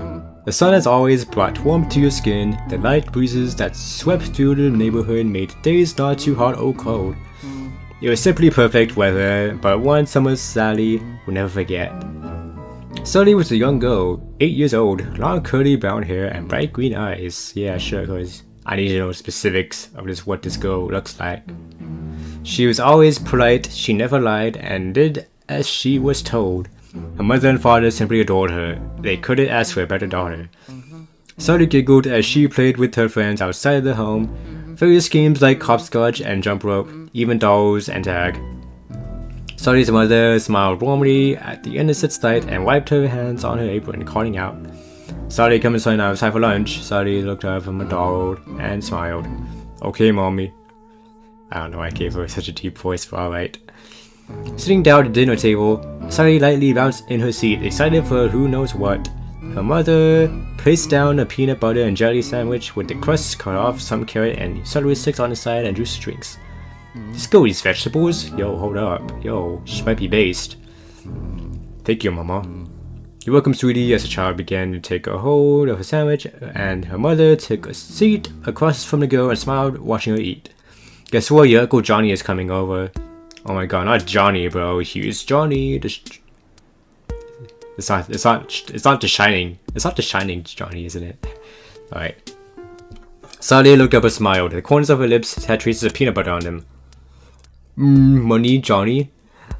she repeated through her mother laughed and nodded. He's coming to help Daddy with his job, and to look after you too. Maybe all of us could go to the carnival too." Sally chewed the rest of a bite quickly and swallowed. "Can Sue and Jenny come too?" Her mother looked up and thought. "Well, that's up to her mom and dad to say, but if they can, sure." Again, the child giggled and bounced in her seat again. I get more excited to see your summer vacation. Wow. Surely this vacation would go alright, and nothing bad will happen. Over the course of the next few days, Uncle Johnny drove up to the house, climbing out of his car. The man stretched his arms over his head and let out a tired sigh. Uncle Johnny, a small voice chirped, earning the attention of the man, suddenly dropped the jump rope she was playing with and ran over to the family member, hugging him. "Hey, Sal, how you been?" she asked, lifting the girl up with ease, giving her a proper hug. God, what is with me burping tonight? Oh my gosh. Excuse me, I'm sorry. The girl giggled and looked back to her friends who were now waving in her direction. "I've been playing with Sarah and Jenny. Let's go inside and tell Mama you're here." This sounds like a great idea, he smiled and walked inside the house, calling out to the woman. "Murray, I'm here," he called, followed by Sally mimicking him. "Mama, he's here." Oh my god, it's here, guys, it's here. The housewife hurried out of the kitchen and smiled to see Johnny made it. "Johnny, you got here safe and sound." The man placed the girl down on the ground and gave her bottom a pat to send her off. Hello? Her bottom? And hugged the woman. "Of course I did. Why else would I have come here safe and sound?" He laughed, walking into the kitchen with the woman. Sally trotted over to the front door, calling out that she was going back outside to play. "Make sure you come in before dark." "Yes, ma'am." And off the girl went.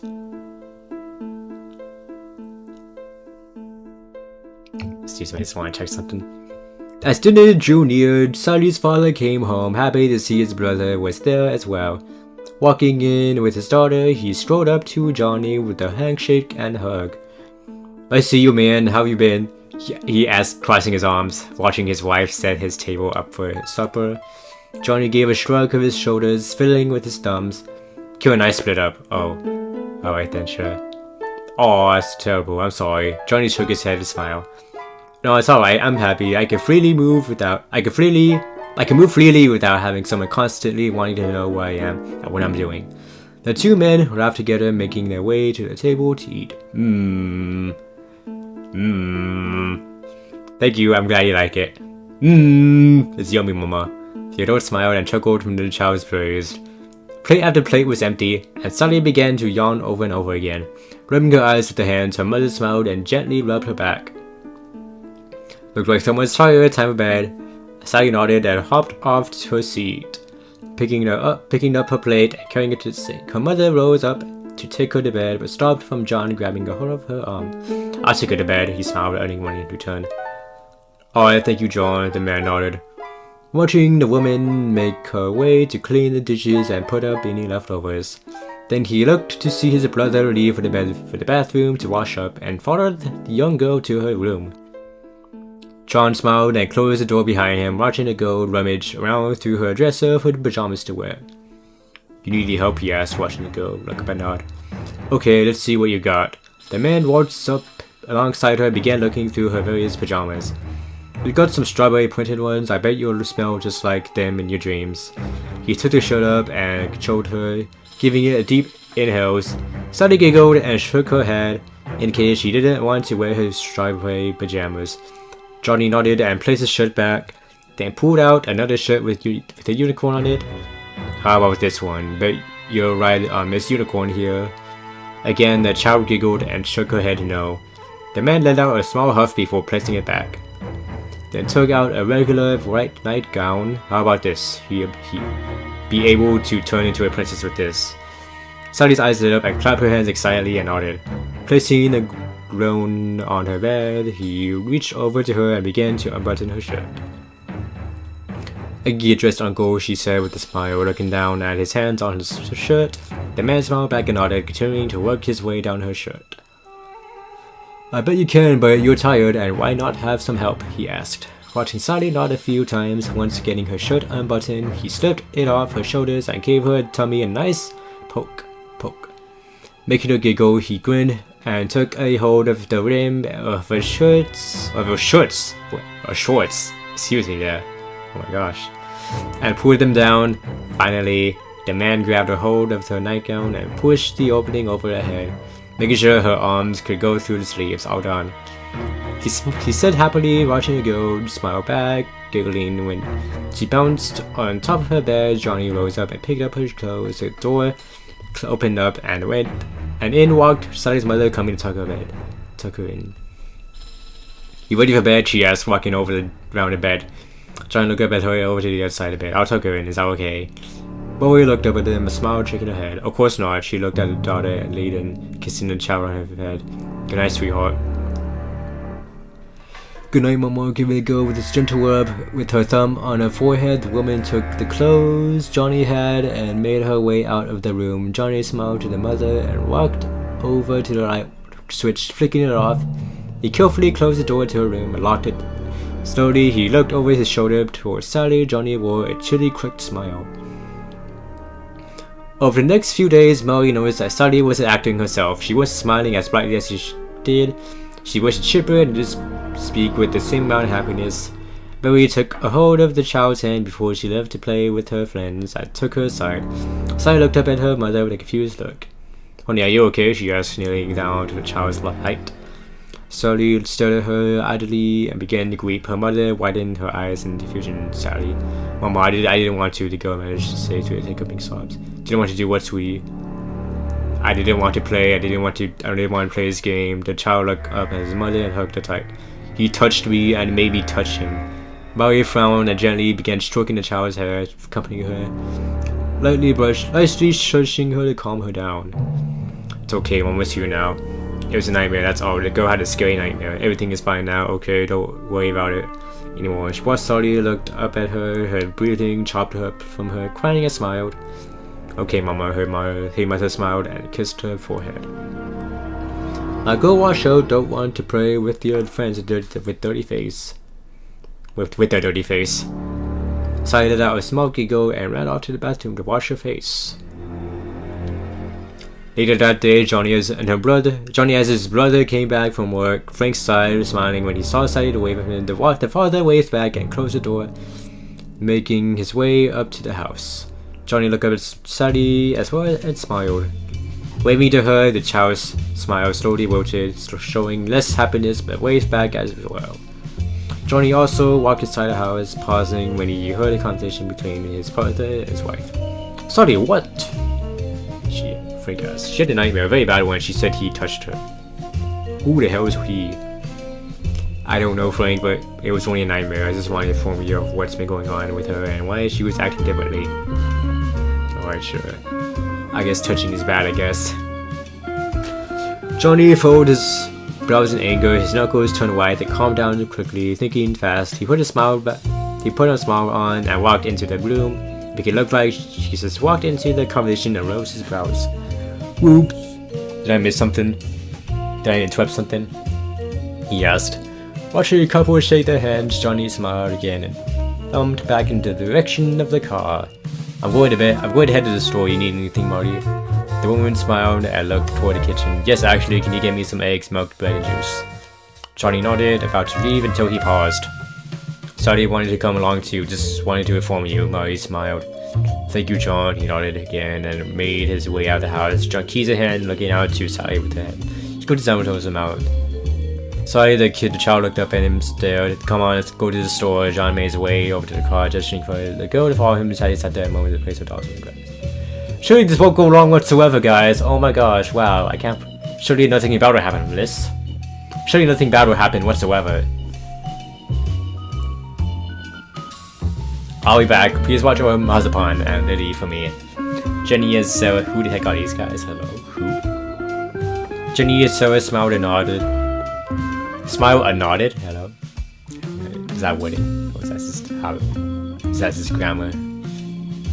Continuing to play the game of dolls without her, Sally reluctantly made her way around the car, climbing into the passenger seat and buckled herself in. Did Mama want you to go to the store? She asked. Johnny nodded and put the keys into the ignition, putting it on and backed out of the truck. Wait, did the mother actually tell that, Sally wanted to come with John or something? Like, I don't even think Sally said that he wanted to go. I think the mother just wanted to say that I think the mother just wanted Sally to go with him, which surely nothing bad will happen from that whatsoever. Yep, she wants me to go get food for her. Maybe I could get you something too. He grinned, looking down at the child. Sally nervously smiled back and looked ahead, watching the scenery pass by. As soon as they got to the road leading to the store, Sally noticed he wasn't slowing down to turn into the parking lot. She furrowed her brows confused and looked up at him. Uncle Johnny, the store is back that way, she said, pointing in the direction of the Whole Foods store. But nothing came from the man. He just continued driving, a very faint smile in the back on his face. The child sat up and looked past the back seat, watching the store slowly grow smaller until it was out of sight. Realizing they weren't going grocery shopping, the child watched her uncle drive to a small parking lot in the community park near town. No one went to the park on Sunday. Sally felt nervous. Her breathing quickened. Watching the man with wide eyes, Johnny put the car in the park and turned the ignition off, looking at the child in anger, obviously showing his features. You told your mom what happened to you? He asked, watching the girl frantically shake her head no. You're not playing the game, right, Sally? His tone almost had a slight singing to it. The man reached over and pulled the girl to him, ignoring the struggling she was putting up and her whimpering pleas. You said you played the game with me, Sally. You lied to me. But where's with these lies and all these creepypastas? Hello. Opening the door beside him, the man climbed out. The man climbed out along with the child and shoved her to the ground, quickly pinning her down, ignoring the cries and rude thing the child was making. You have to be punished now for breaking the rules, he said in a slight singing tone. Hello, where's with this dude? Hello. I guess it was Johnny from The Shining after all then. Oh my god, I was actually right. Hold up. This just in, a couple finds the body of 8-year-old Sally Williams in the community park. The week-long search is now closed, more tonight at 9. She could have sworn she closed her door before climbing into bed. I guess I forgot. Getting up for the warmth and comfort of her bed. Okay, we're in first person now, I guess. Alright then, sure. Getting up from the warmth and comfort of the bed, the teen made her way across the room and shut the door behind. Before she could climb back into her covers, a creak outside the hall rose up. Was her parents up? They must have checked in. What are we on now? Hello? This just went from like 0 to 11 like very quickly. They must have checked on her to see if she was asleep or something. As soon as she got her legs covered up, the teen froze to hear a faint sound of crying. Though it sounded like a child slowly rising up from bed once more. The girl made her way to her door and opened it. The crying seemed to be louder outside her room.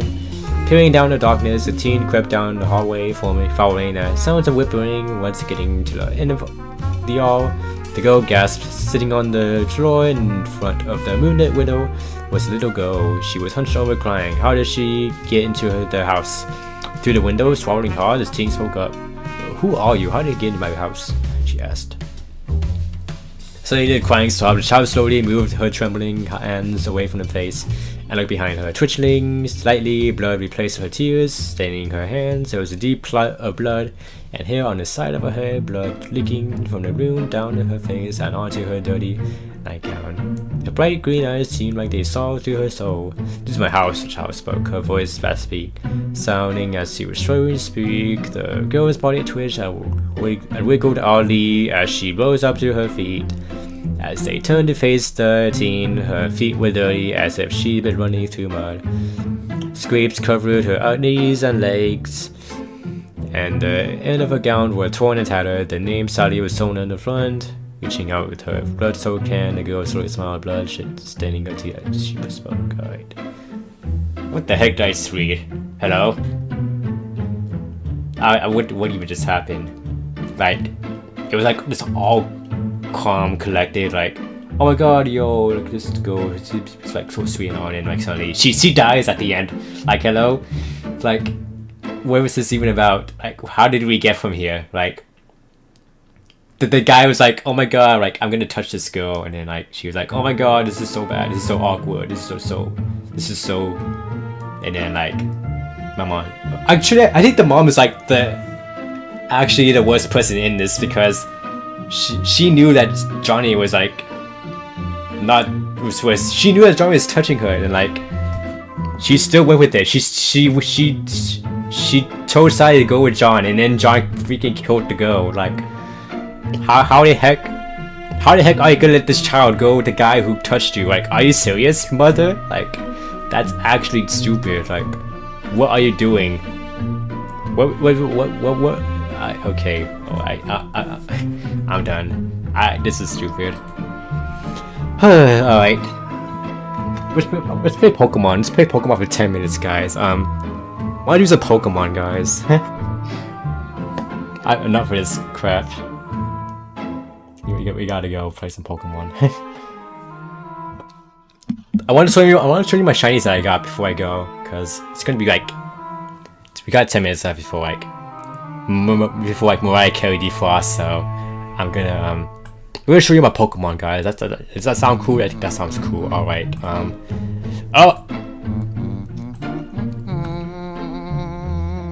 And we're gonna go to some of this off. We're gonna do some shining hunting, I guess.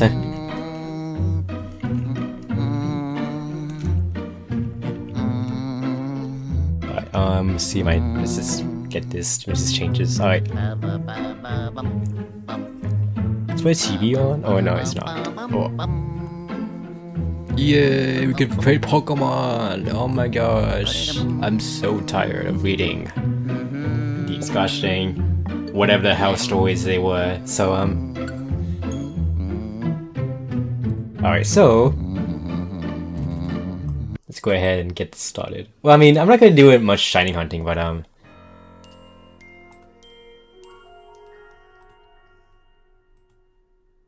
just want to show you like what I got. So as you can see, I got this guy.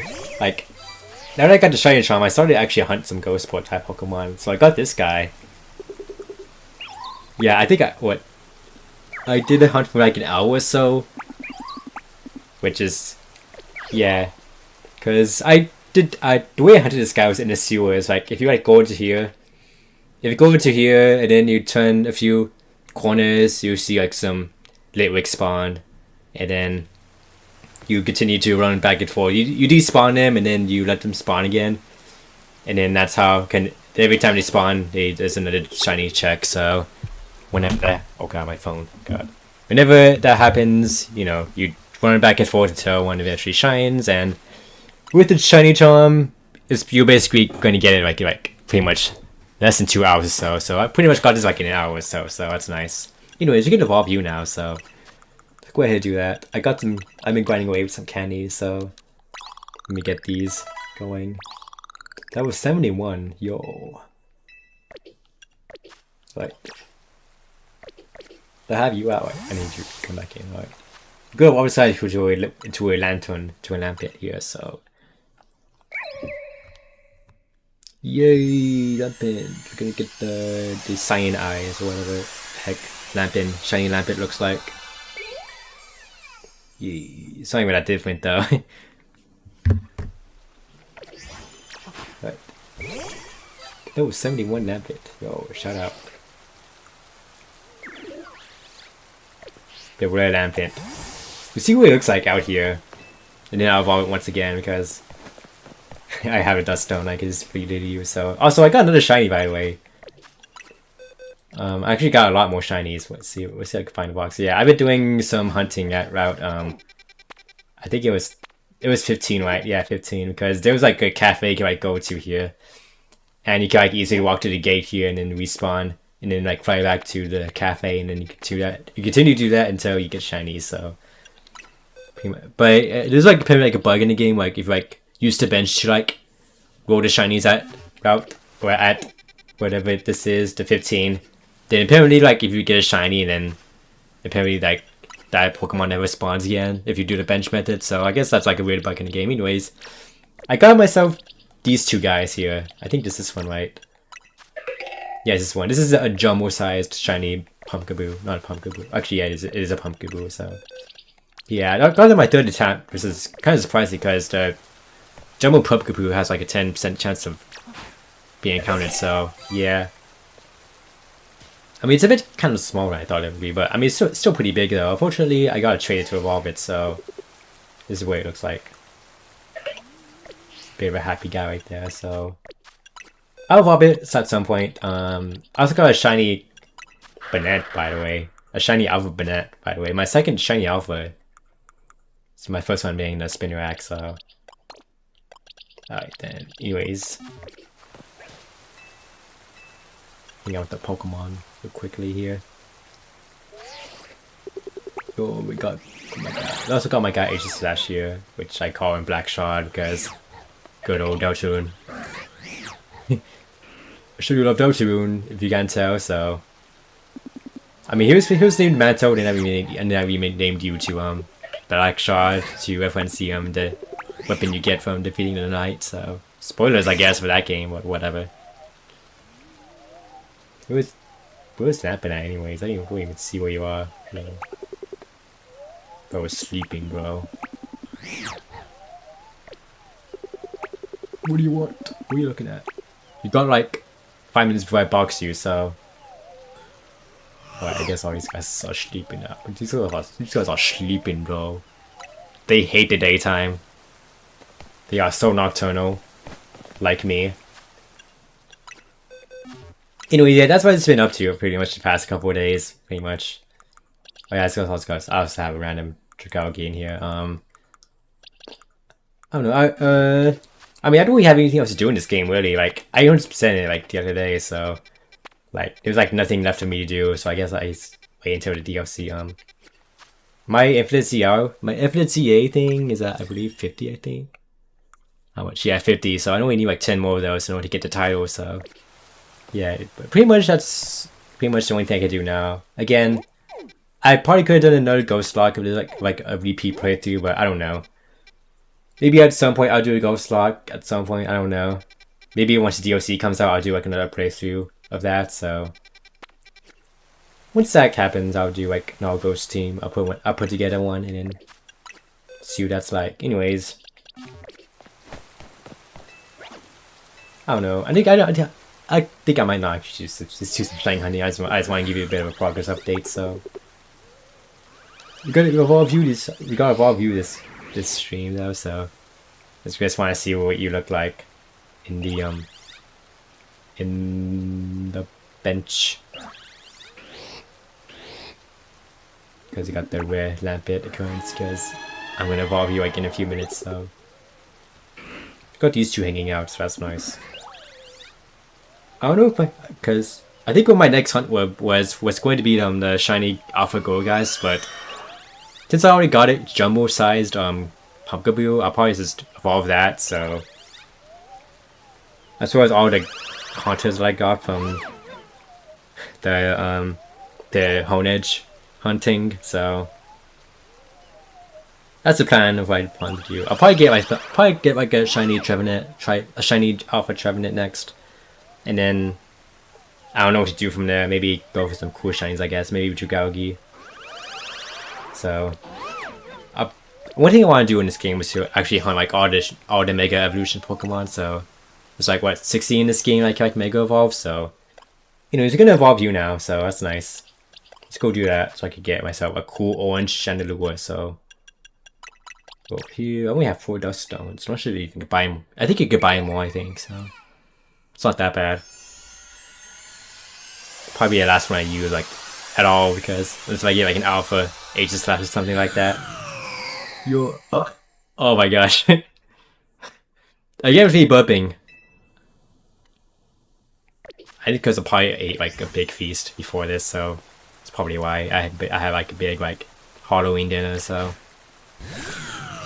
yo, orange Chandelure, yo, it actually looks way orange in this game compared to Scarlet and Violet. So yeah, very apparent, very orange indeed. So yo, we could get the squad going too. Yo, look at this. Oh, I just said it nighttime. Oh, oops. Yeah. I gotta changing moveset as well. Pretty much give you the same moveset as my Chandelure here. Let's see here. Maybe give you the swap held item. Look at see what shiny Mega Chandelure looks like. After I give you some moves. Let's see, Carmine, Flamethrower, Energy Ball. Actually, I need Heat Wave on you. Alright, and we're gonna go ahead and teach you all the plus moves.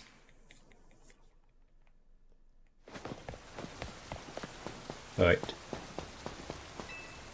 He also did a hyper training with you too, so right. Yeah, I did. I had to up defense and HP because they're both decent, so. Alright, oh my gosh, all my season masters, bro. Wait. Oh my gosh, it's a minute. I gotta get away. It's actually a minute. You know what that means. Oh god. Hold up. It is time. It is the 11th hour. It is time. Mariah Carey has defrosted. You know what that means. It is time.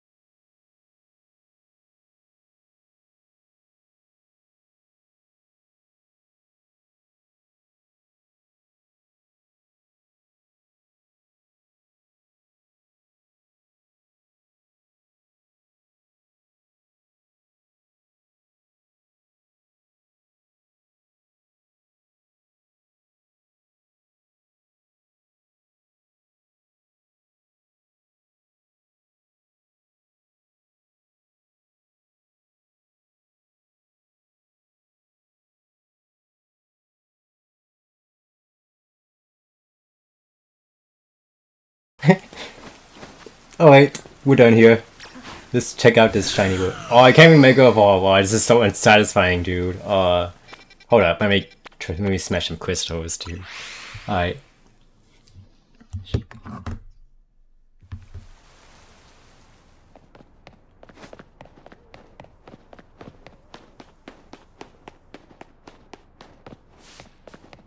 Shout out Mariah Carey, by the way. Oh my gosh. Alright. Say goodbye to the Spooky Tales. That Spooky Tales is no more, guys. We gotta wait another month before. We gotta wait a whole year before we get the spookiness back, so. Oh well. Ah, yes sir, yes sir. 15 Tales is back once again for a limited time. Alright guys. Like, oh my god, please make evolve so I can end the stream. There we go, alright. Let's see what this guy looks like.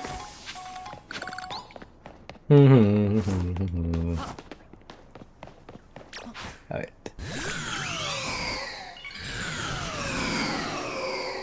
Yeah, we did it guys, yes sir, yes sir.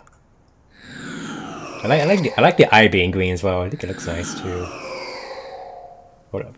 Can I like look back at me? But why you move? Hold up. Yeah, look at me. Alright. Alright guys, we're done here. I'm done. Thank you all for watching guys. Called Christmas is officially upon us, so that's gonna be the holiday stream is going to be 2 months in the making. So it's going to be what 3 years in the making. So the club payment finale is soon to happen soon. So yeah. Alright guys. Thank you all for watching. Bit of a short stream this time, but again, it's nothing. I can only read creepypastas so much, so that's all I can like before I just feel like I just read enough. So alright guys, thank you all for watching. I'm gonna see y'all next time. Christmas is here guys. Mariah Carey is here guys. I gotta go. Oh my god.